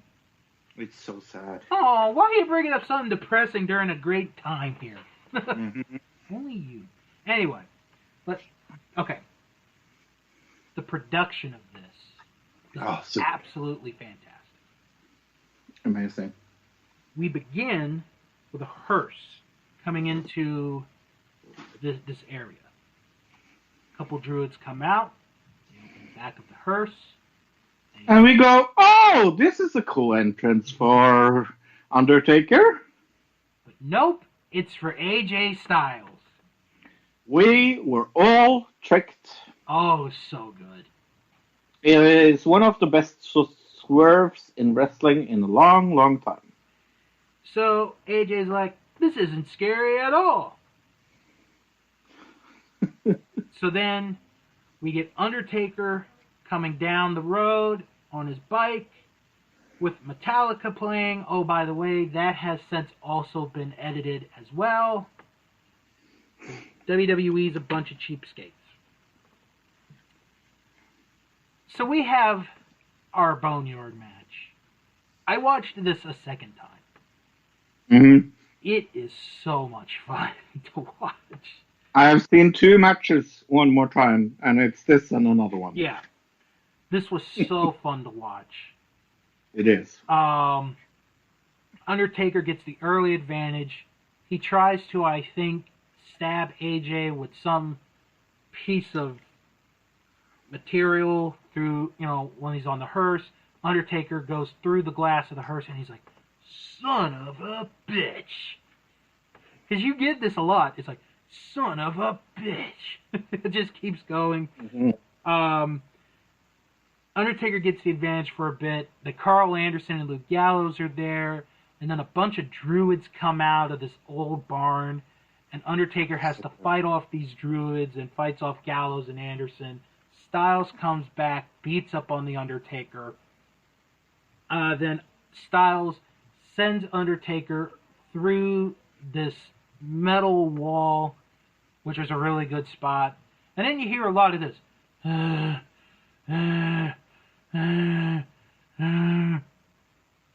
then Undertaker gets put in his grave. So AJ climbs up on this tractor, and I did look, Fro, it was a John Deere tractor. AJ turns the key, starts the engine, and there's Undertaker right behind him. And AJ... Yeah, all this match needed, and Luke said it very good. It needed the gong when he suddenly is behind him. So they end up fighting some more. They climb up to a part of the barn, not really the roof of the barn. Gallows and Anderson climb back up. Gallows gets chokeslammed off. Anderson gets a tombstone. AJ then gets chokeslammed off, goes through wooden pallets. And Undertaker's like, say my wife's name. Say my wife's name. And then he takes him over, and Undertaker's like, look, I forgive you. I forgive you for what you've done. Here, let's hug it out. And then Undertaker pushes AJ into the grave. Undertaker goes to the tractor, dumps this pile of dirt onto AJ, and you see, after it's done, AJ's hand is sticking out of the dirt. And then Undertaker gets on his bike, big pyro explosions, you get the Undertaker logo, and Undertaker rides off into the night to conclude night 1 of WrestleMania. Oh, so good. Loved this match. This was great to watch. I think this is going to go into, if I had to create a list, this would be in my top 10 Undertaker WrestleMania matches. I gave this an A. I gave this an A+. You gave this an S. Mm-hmm. ESPN, CBS Sports, gave this an A. ESPN gave it 4.5 out of 5. And that concludes night 1 of WrestleMania. Yeah, goodbye everybody! I wish. That was the only WrestleMania there was. Right. Let's forget about day 2.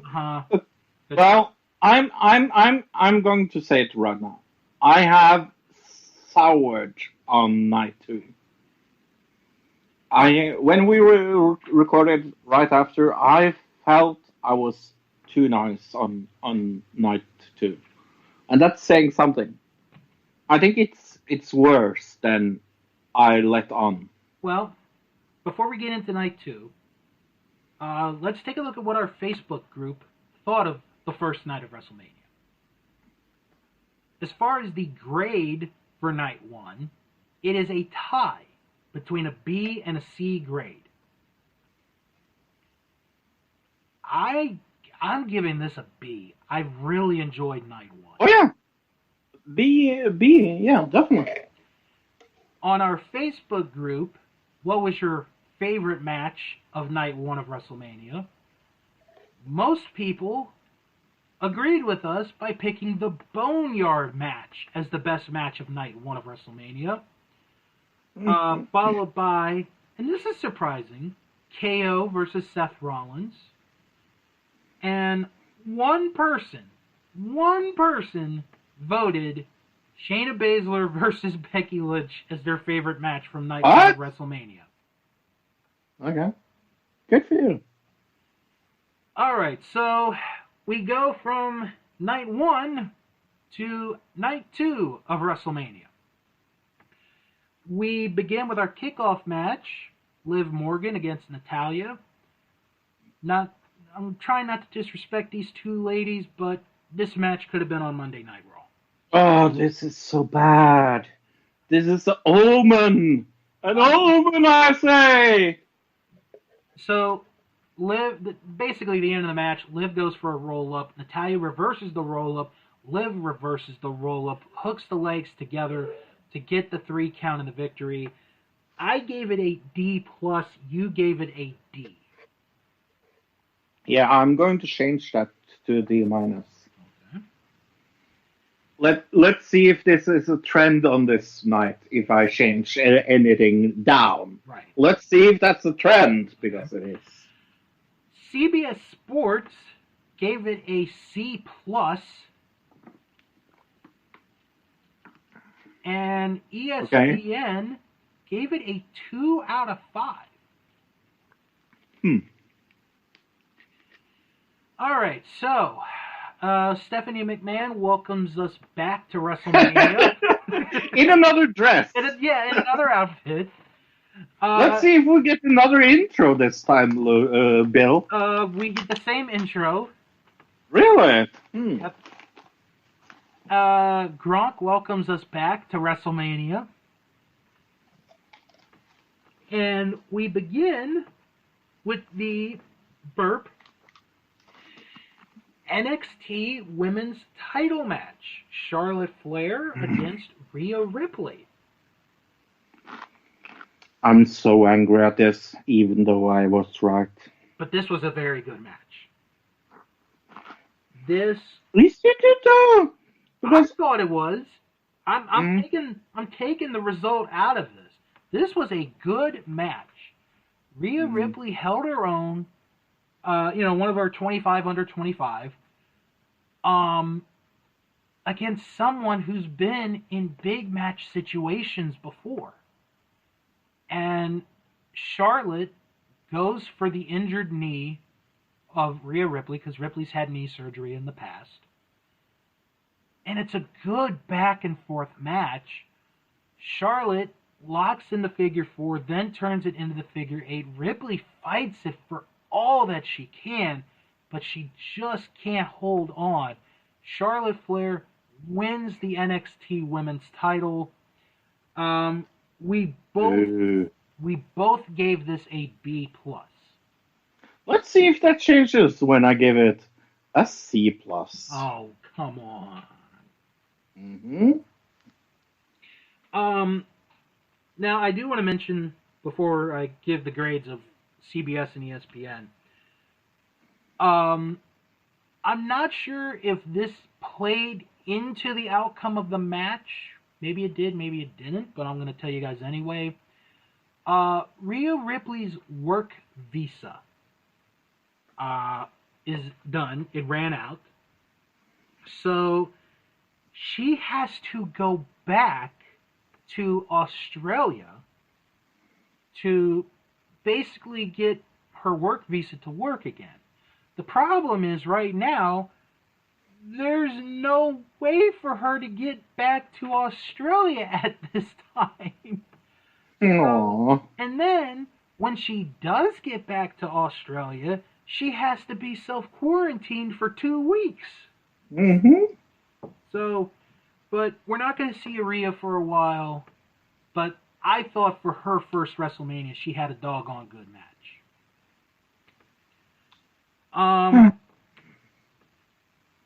CBS Sports gave this an A-.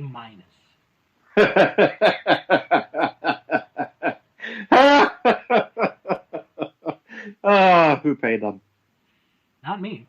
ESPN gave it 4.25 out of 5. Okay. So the next match is Aleister Black against Bobby Lashley. Why is this happening? They just needed a match.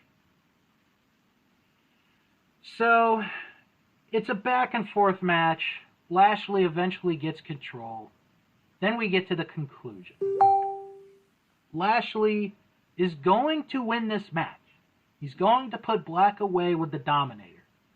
Lana gets up on the apron, and she's like, no, hit him with a spear. So, Lashley does what he's told, goes for the spear. Aleister Black hits Black Mass. 1, 2, 3. Aleister Black gets the victory. What? Yeah. Really? Yeah. Aleister Black got a win at WrestleMania. I gave this a C. You gave this a D+. Yeah, let's see if that changes when I gave it a D-.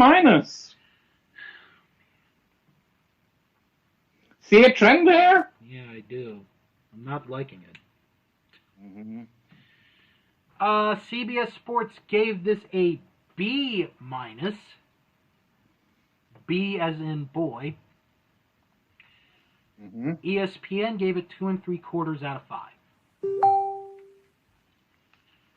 Now, we go to this match. Otis versus Dolph Ziggler.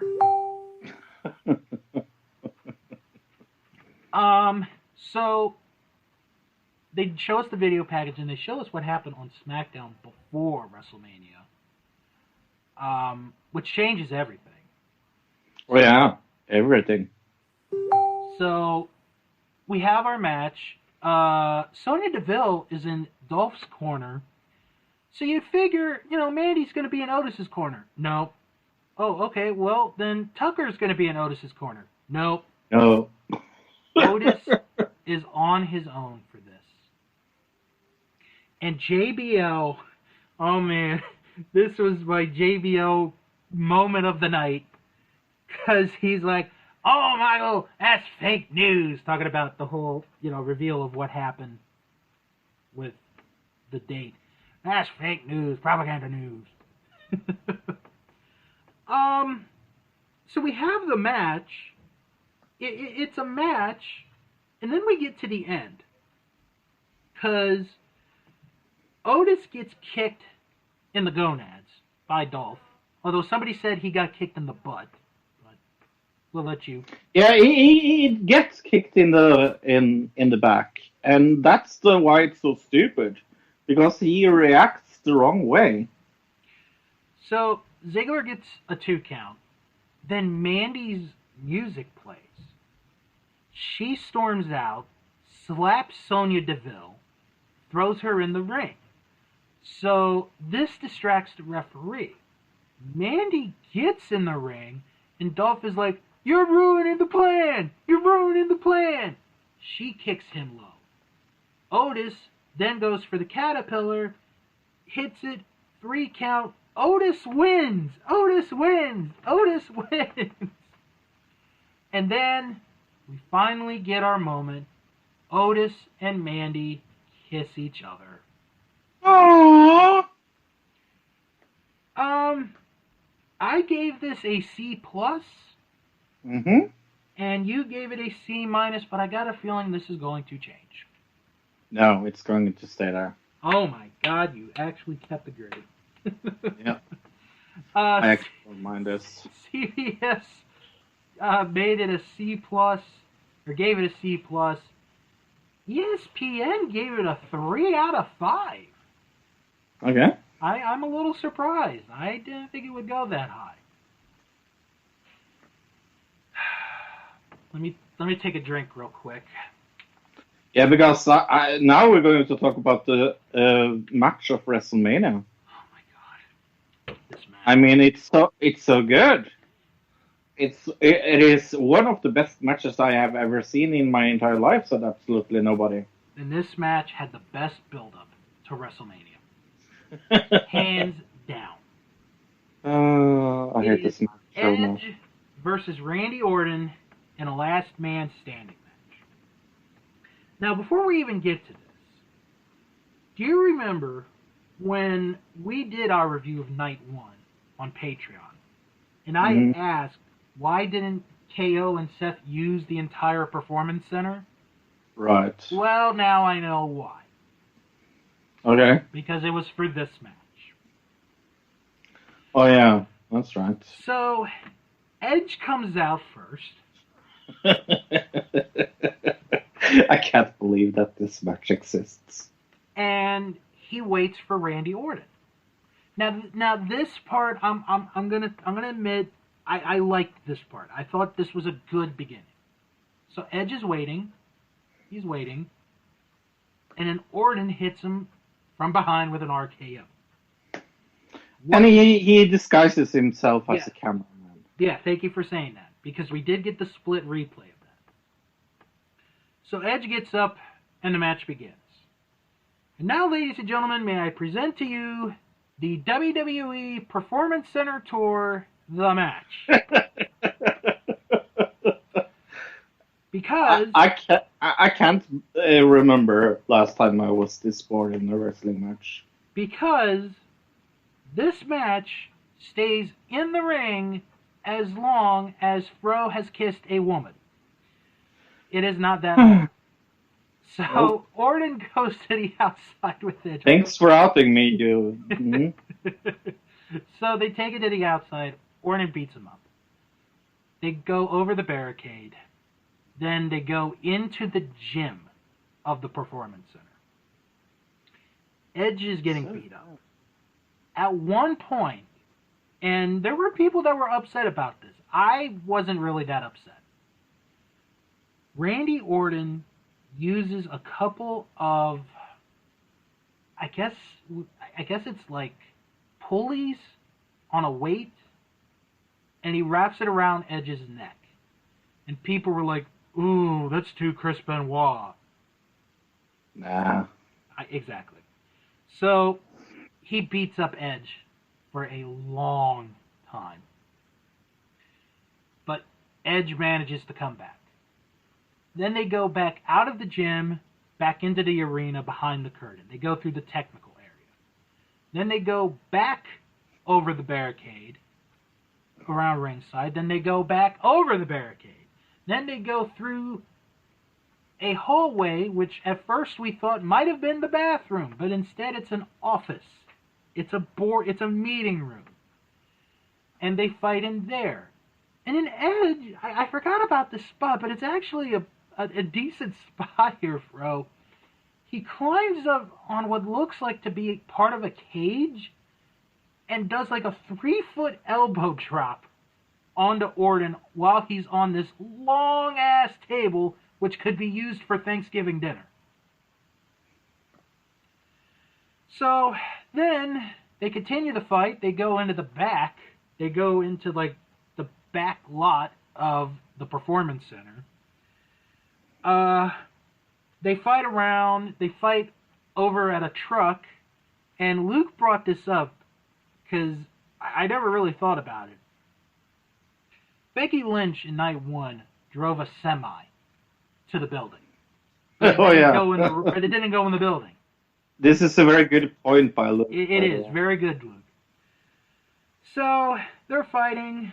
Then they fight over an area which looks like they train for promos. And then they go to a table. Orton gets put on a table. Edge climbs up. He does an elbow drop through the table. Then they continue to fight even more. They fight on the back of a pickup truck. And Orton hits a DDT on this pickup truck. Then they climb on top of a semi-truck. They go to the roof. And they're fighting more. And more. And more. To at one point, my only concern was the well-being of the referee. Because I thought the referee was going to fall off, but thankfully he did not. Orton hits an RKO. Edge gets back up. And then Edge locks in a submission hold. And then he gets chairs, and he is about to cry, but he knows he's got to put him down like Old Yeller. Hits a concerto onto Orton. 10 seconds later, mercifully, this match is over. Edge gets the win.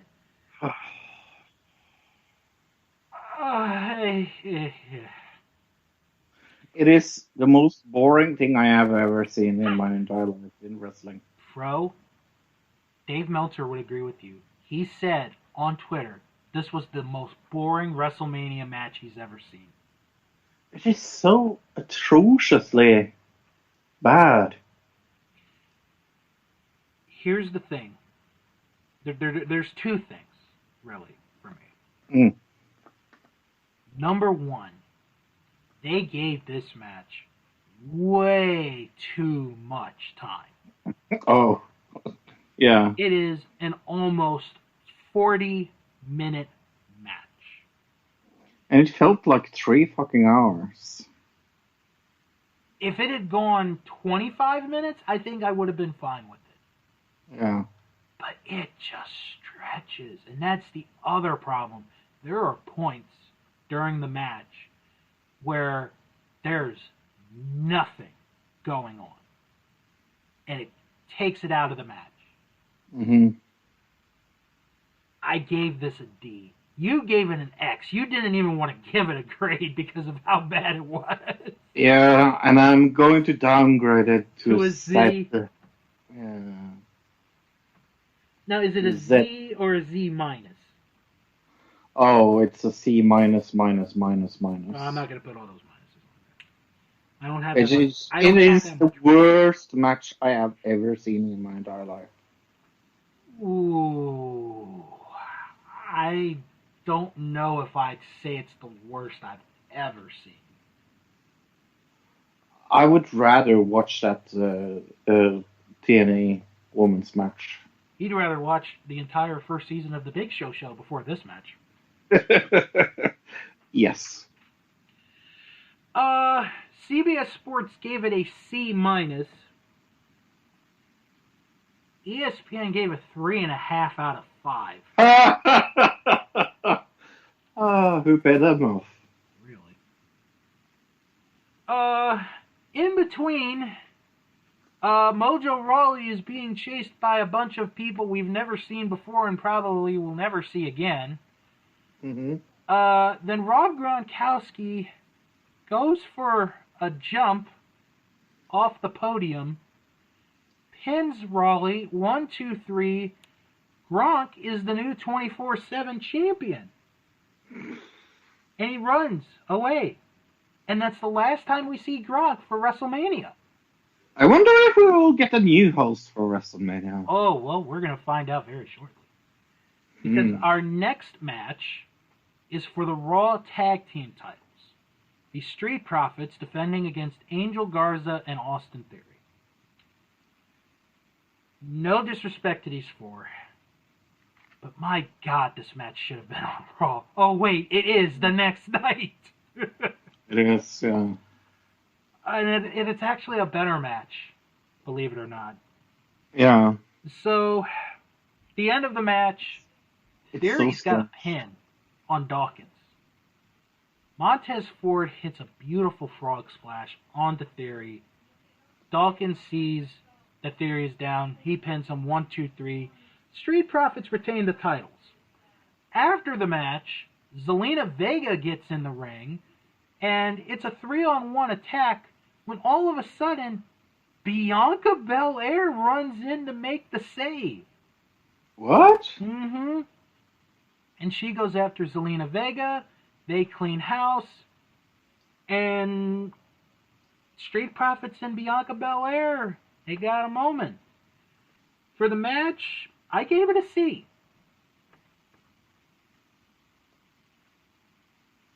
You gave it a C minus. Guess what? What? It's getting a D+. Oh, okay, that's not too bad of a change. No. Then we see our new host for WrestleMania, Titus O'Neil. The best host of WrestleMania this year. and it's like I joked with Ro, and I'll say it to everyone. Titus O'Neil is the first runner-up of the Miss America pageant, where if for any reason the winner cannot fulfill their obligations and duties, then the first runner-up will, and that's what Titus O'Neil is. It feels like that, for sure. Oh, Titus. And we're not even done with Titus yet. No. CBS gave this match a C+. ESPN gave it 2 3/4 out of 5. Cool. Now, we go to the SmackDown Women's Title match, which is a fatal 5-way elimination match. This was supposed to be very good. It was kind of average, I thought. It's very average. Bayley defending the title against Sasha Banks, Lacey Evans, Tamina, and Naomi. Remember when Dana Brooke was supposed to be in this match? No? So, early on in the match, Tamina's a powerhouse. And, excuse me, they are all trying to do everything. They can't do it. Eventually, the 4 of them are just like, screw it, we're just going to all go after her. And all 4 of them pin Tamina. Tamina's eliminated. So now we're down to 4. Naomi and Sasha, they wrestle for a little bit. Sasha locks in the Banks statement. Naomi gets eliminated. So now we're down to 3. Now, this part, to me, is where the match starts to become a little bit interesting. Bayley and Sasha are double-teaming Lacey Evans. They are going to set up a move to pretty much eliminate Lacey from the match. They have her in the corner. Bayley's going to give her a knee to the head. As Bayley is running, Lacey moves out of the way, pushes Sasha into her place. Bayley accidentally knees Sasha. Uh-oh. So, Lacey and Bayley fight for a little bit. Then Sasha gets in the ring, and she and Bayley start to have an argument. And Sasha's like, I've always had your back. Why would you do this to me? I've always, So, Lacey gets up. She goes for the women's right. Bayley sees it, blocks it, reverses it. Lacey hits Sasha with the women's right. 1, 2, 3. Sasha is eliminated from the match. Now we're down to Lacey and Bayley. These two go at it for a little bit. It's better than the match they had at the Royal Rumble. But Sasha comes back in, and I think it was you, bro, that pointed it out. Sasha never left ringside. Never.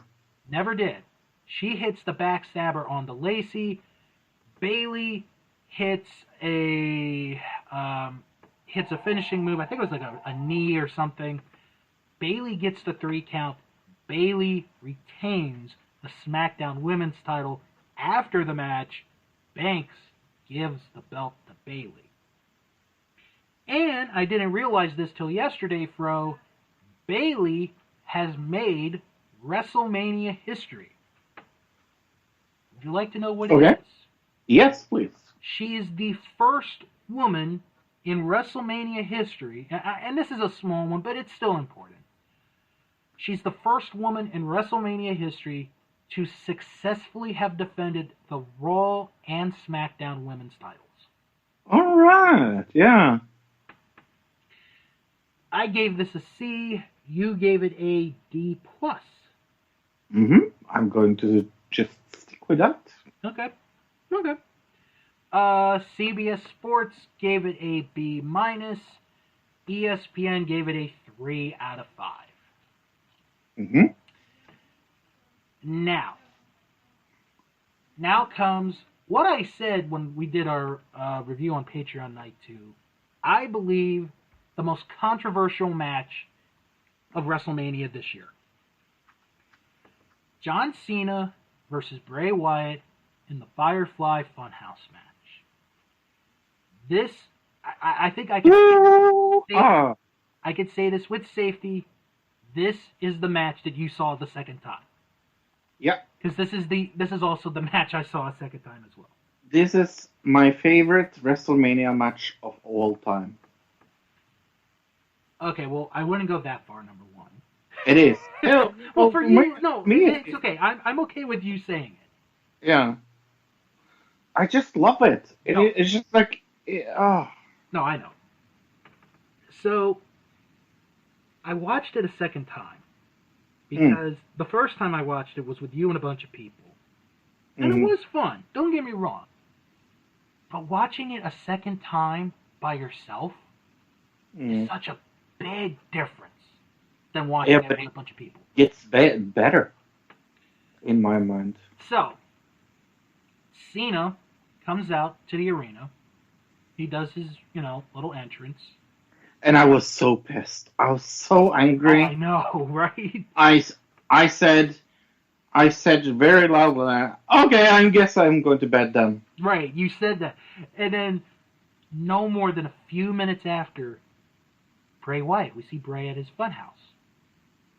And he's basically saying, John, you gotta come here. So we're gonna experience the worst moments of your life.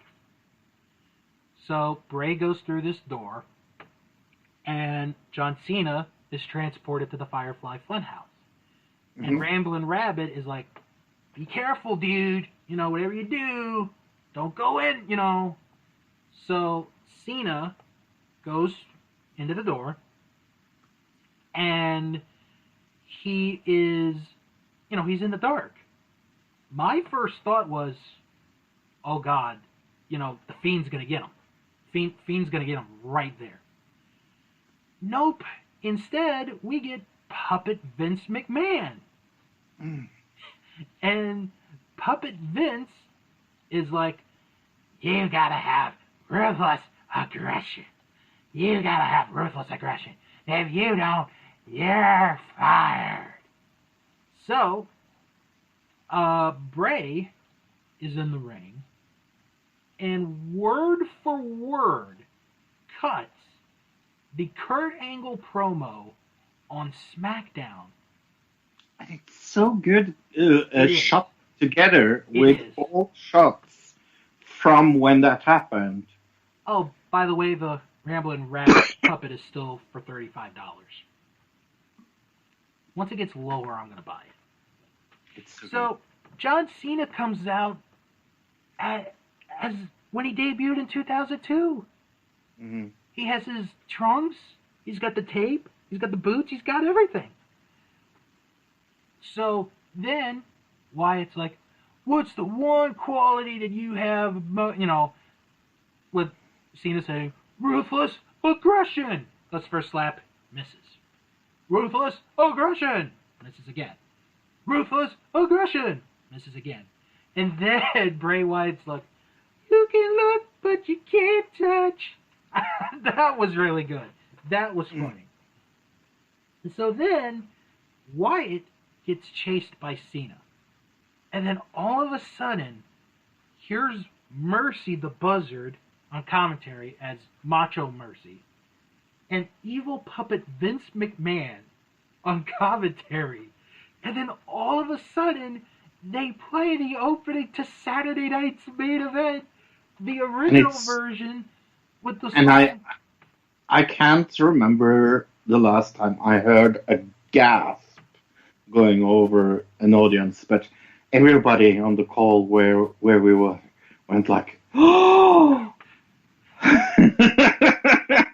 Okay, now here's my thing. If I can say it now. We've talked about twice already. AC/DC and Metallica both being edited off. This is a one-hit wonder song, Obsession.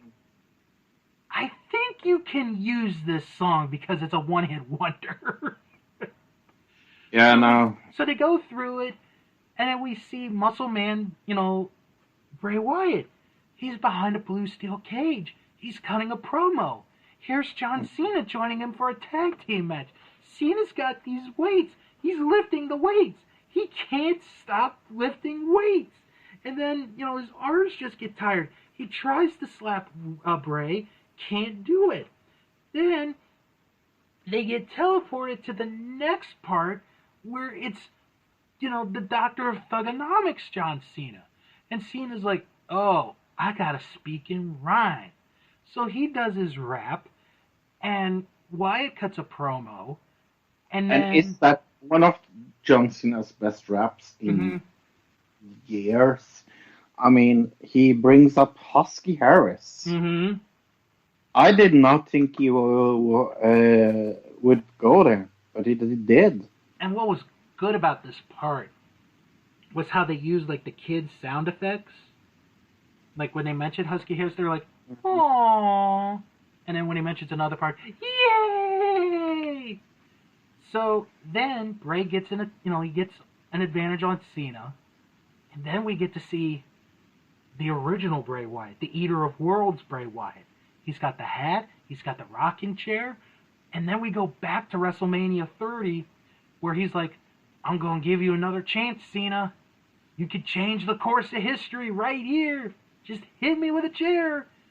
Mm-hmm. And he doesn't really do it. And then, for some... oh, no, he does do it, right? Yeah. Then, out of the blue, it becomes an episode of Monday Nitro. With the intro. Where Bray Wyatt is Eric Bischoff, and he introduces Hollywood Hulk Hogan. And here comes Cena. He's got the NWO belt, he's got the NWO clothes on, and then Puppet Vince gives one of the best lines ever. He's like, this is some good shit. And it's like, oh my God, what is going on? So then, Cena attacks Wyatt, and Cena's just had it at this point because he gets this flashback of like all these big moments where he's lost. And he starts beating up Wyatt. But what he's actually beating up is the pig. And then the Fiend comes up from behind, locks in the mandible claw, and then regular Bray Wyatt counts the 3. The Fiend wins the match. John Cena disappears. And then you get the, let me in. And that's the end of it. And then, to put the cherry on the cherry on top, Titus O'Neil has this look on his face, and he's like, what is this? Yeah. I got nothing to say. It is one of the best things. That face is going to be an all-time meme gif forever. I gave it an A+. You gave it 2 S's. Mm-hmm. I think I'm taking it that you're sticking with that. Yep. CBS Sports gave it an A+. ESPN gave it 4.25 out of 5. Now, I do, real quick, before we get to the main event. After watching both the second time, I think the reason why I preferred the Boneyard match over the Firefly Funhouse match, which I both like. I liked both of them. Those are my top 2 matches from WrestleMania. The difference is Styles and Undertaker was a more serious fight. It was a serious feeling to it. Right, and that's what I like about it, that it's not serious. Yeah, exactly. And I'm not saying that you can't have fun in wrestling. You should, you can, and you will.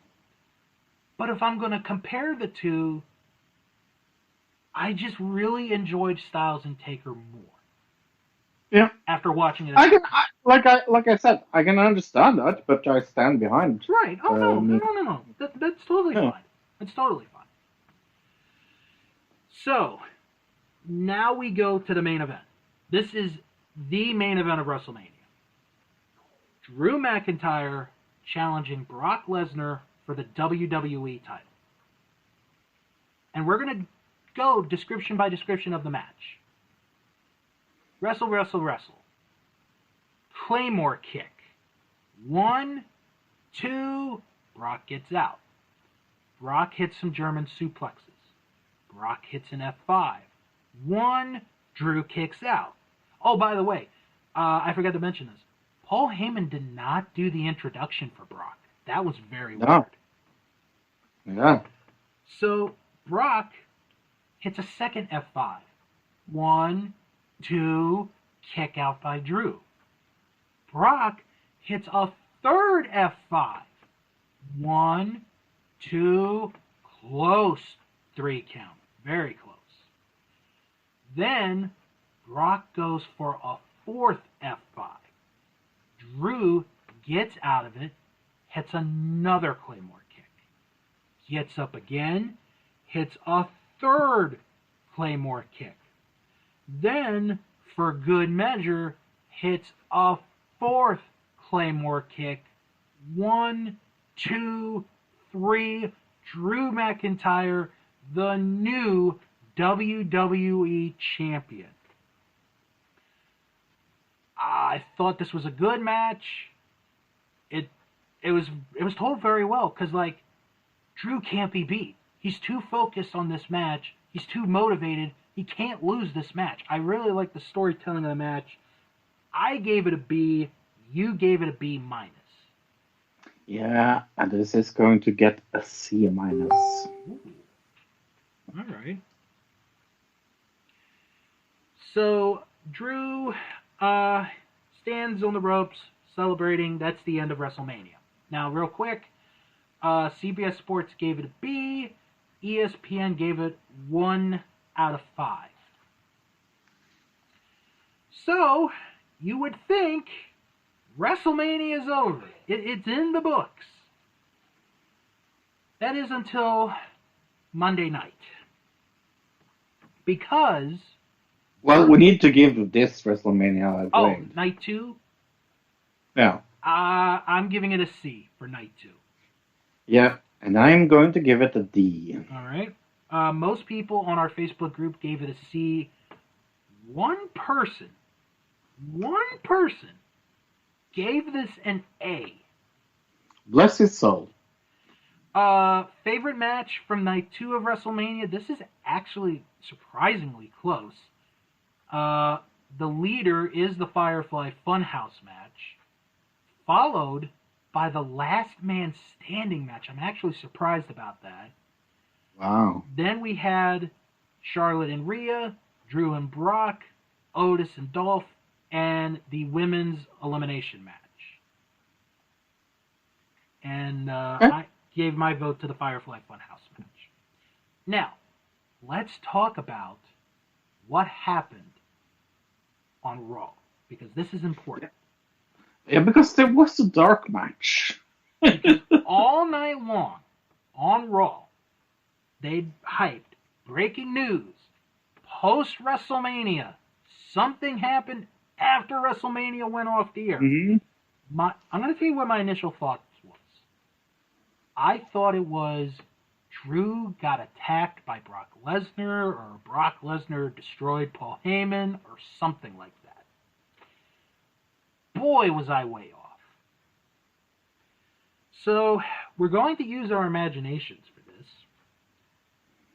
20 minutes after winning the WWE title, Drew goes back out to the ring to conduct an interview.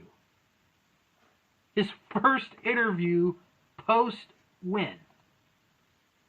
As he's doing this, well, it's the big show. Bro, my heart sank. I thought to myself, oh my God. They're going to screw him over. Yes. Yeah. Yes. Yeah. I thought the same fucking thing. Because Big Show's coming out with a referee, and I'm thinking to myself, they're going to put him over with the title because of the Netflix show. Yeah, that's what I thought as well. So Big Show's like, look, I'm not out here to ask you for a championship match tonight.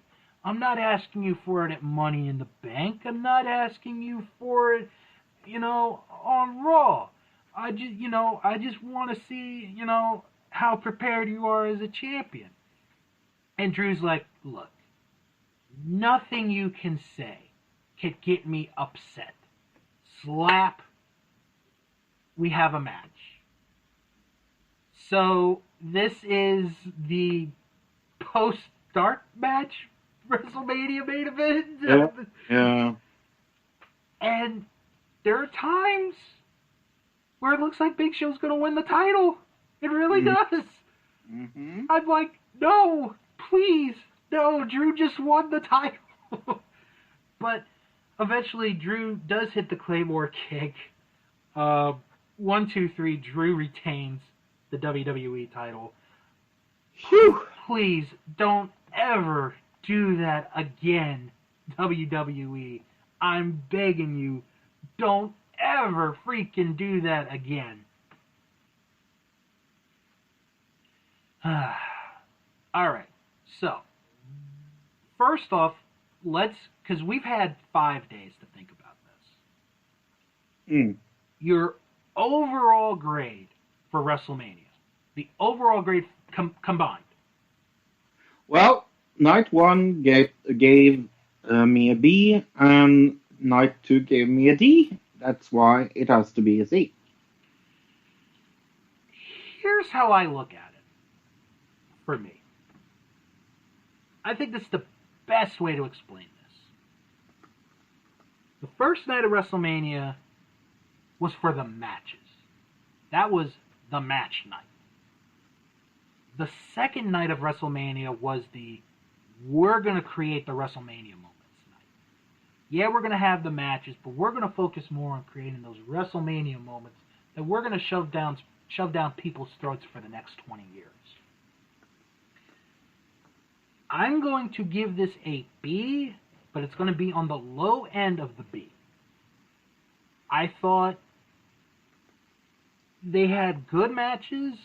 We had 2 of the best film segments we've ever seen in our lives. Mm-hmm. And there were good matches.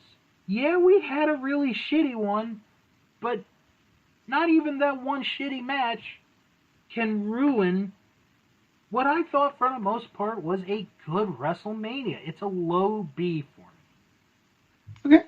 Now, let me ask you another question. We've had, this year, New Japan, WWE. They each had their biggest show of the year done in 2 nights. And isn't it funny that both night 2 was bad and Exactly. Worse? I find that very interesting. Now, the difference between the two is this. New Japan had theirs planned a year in advance. Mm-hmm. WrestleMania had to do it because of a pandemic. Right.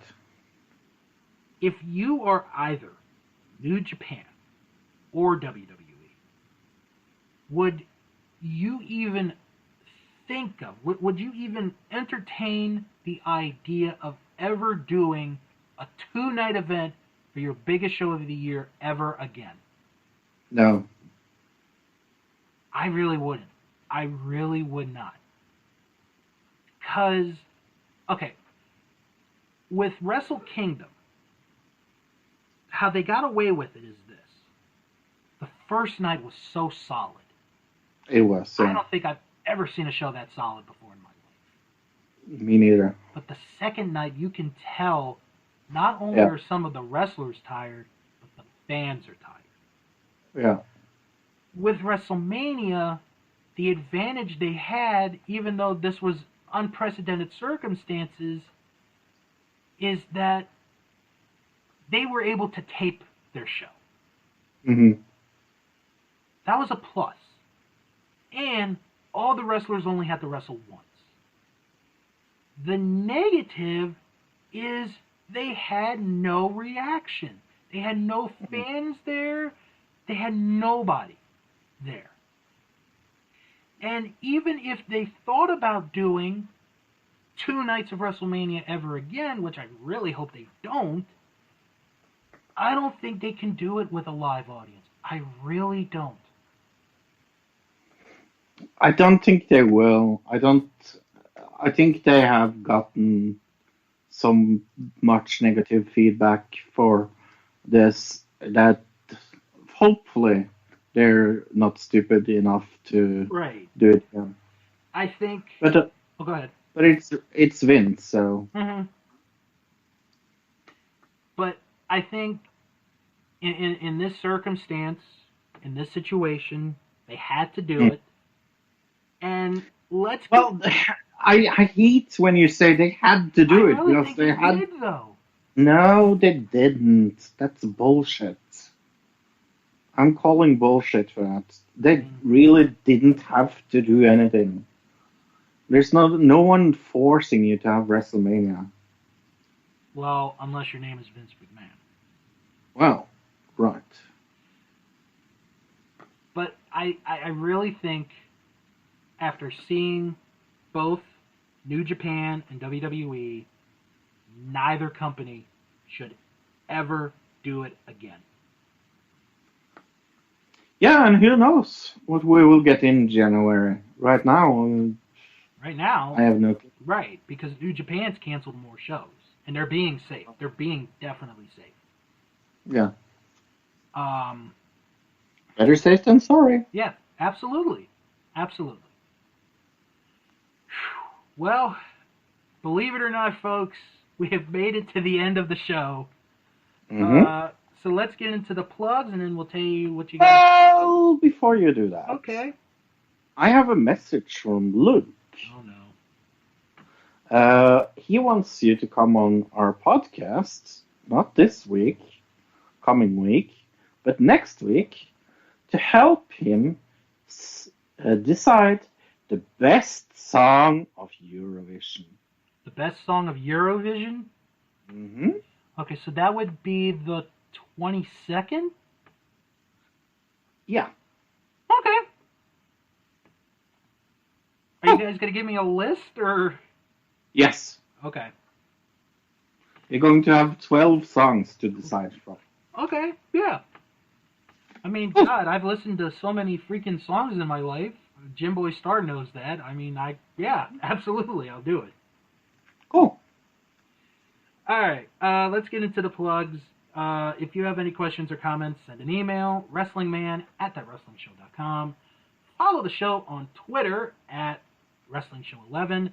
Follow us on Instagram at That Wrestling Show. We're doing amazingly well. We're almost to 100 followers on the Instagram, and I thank everyone that does follow that. Join our Facebook group. Type in That Wrestling Show fan group. You type that in the search bar. You're right there. If you can't find it, it's okay. I put the link in the description of each and every episode, and you just copy and paste it there. Check out That Wrestling. One thing. We forgot one thing. What? The bet. Oh, yes, the bet. Oh, thank you. So, last week, we bet on 6 matches. Mm-hmm. I got 4 right. Aleister Black, Sami Zayn, KO, and Undertaker. So, you owe me $8. Right, but it's also -4 because I won to. So it's $4. Yes. All right, $4. $4. Mm. Check out our website, thatwrestlingshow.com, and visit the Patreon page. Check it out, patreon.com. That is patreon.com/thatwrestlingshow, where you will be able to get reviews that you're not going to hear on this show. Because we have a Founders Club. I'm going to talk to Michael over the weekend. Maybe I can get something out of him, and we'll do something really, really soon. You can donate. You can pledge any amount of money: $1, $2, $3 tier, and because of that, you'll be a part of the Founders Club, and you get to pick what Fro and I watch, live when we record on the WWE Network. You even get to pick a part 2 of WrestleMania this year. Please don't, folks. Please don't, but you can. I'm just saying. It'll be like a watch along. Like we'll watch it. Yes. And you guys can join it. Bro, besides discussing WrestleMania, what did you guys talk about on Another Digital Citizen this week? Yeah, because me and Luke actually tied for the WrestleMania bet. Oh no. Yeah, we tied. So we did a random generator and I won, so I was happy. We are talking about a guy called David Shaler. David Shaler is a whistleblower and that helped people understand that the MI5 is paranoid about like socialist things and things like that. But in his later life, he has become a transvestite messiah. So, yeah. A transvestite messiah. Yeah. So it's an interesting life, for sure. So we talk about that. Sounds like it. Mm-hmm. All right, let's talk about our Vantage Point, the Retro Wrestling Podcast with Joe Murata and Michael Quinn. They go through the world of retro wrestling like no other show does. And this week, they have a brand new opening segment with, with a open mind thought on stuff that they might have liked or didn't like, but now have a second, where they have a go-around, change. This time, it is on the Honky Tonk Man. Honky Tonk Woman. No, Honky Tonk Man. Oh. Plus, they begin the royal rankings of the best WWF Tag Team Champions of all time, and they review an episode of The Action Zone from April 16th, 1995. By the way, the real answer for that is the Road Warriors. Who knows? Maybe they'll be in that list. Plus, for me, yeah, greatest WWF Tag Champions ever. WWF. Yeah, I'm gonna say Demolition. Oh, good one. Plus, and this is the only show, our Vantage Point, where we plug their Patreon page. It might change with another show later on. I haven't decided yet. If you join them on the $5 tier, they put out this week their review of the 1989 Survivor Series. This is the one where they change it up from teams of 5 to teams of 4, and they have the team names. It's so fun. Check it out. Our Vantage Point, the Retro Wrestling Podcast. Now, if you're like podcasts hosted by one individual, may we suggest... Welcome to Allentown. It is Greetings from Allentown with PW Peter Winston. He watches one episode of wrestling each week, talks about it in his own unique way, and in today's perspective of stuff going on in the world. This week, he reviews an episode of NWA Worldwide Wrestling from April 5th, 1986. And Fro, it's a little bit funny because yesterday I started to watch that episode on YouTube.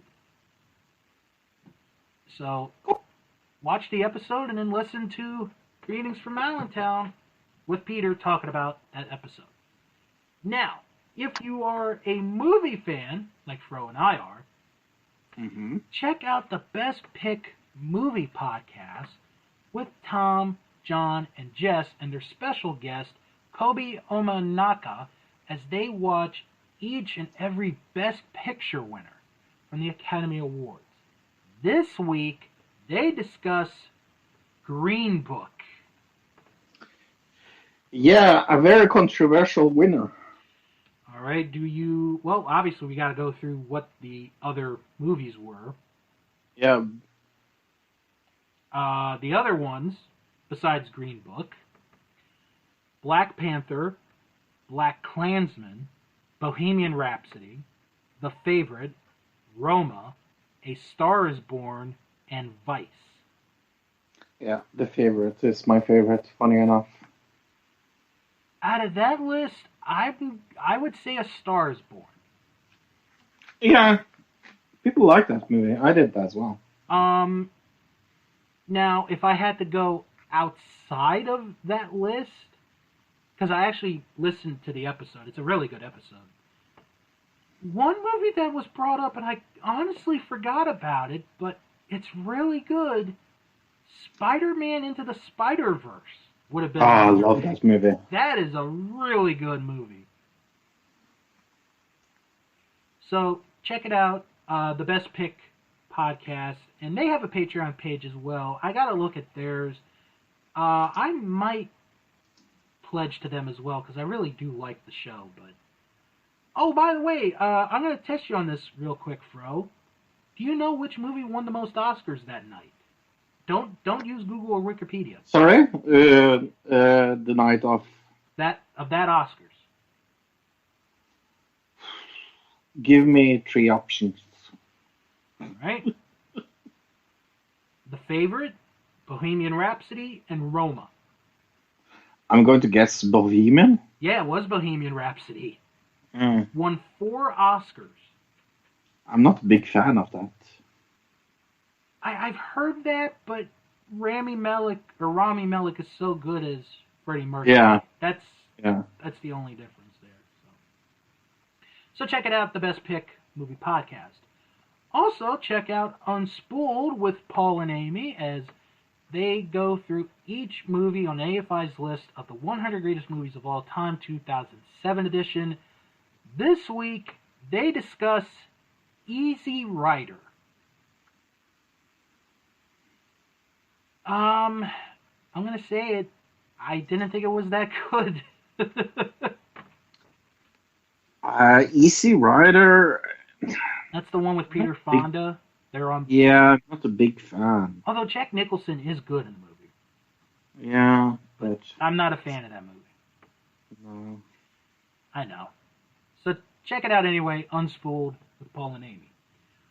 Also, check out Shark's Pond, a South Park podcast where I review each and every South Park episode. We're into season 9 right now.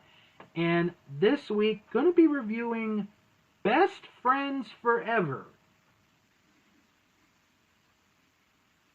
This is the one that finally gets South Park an Emmy.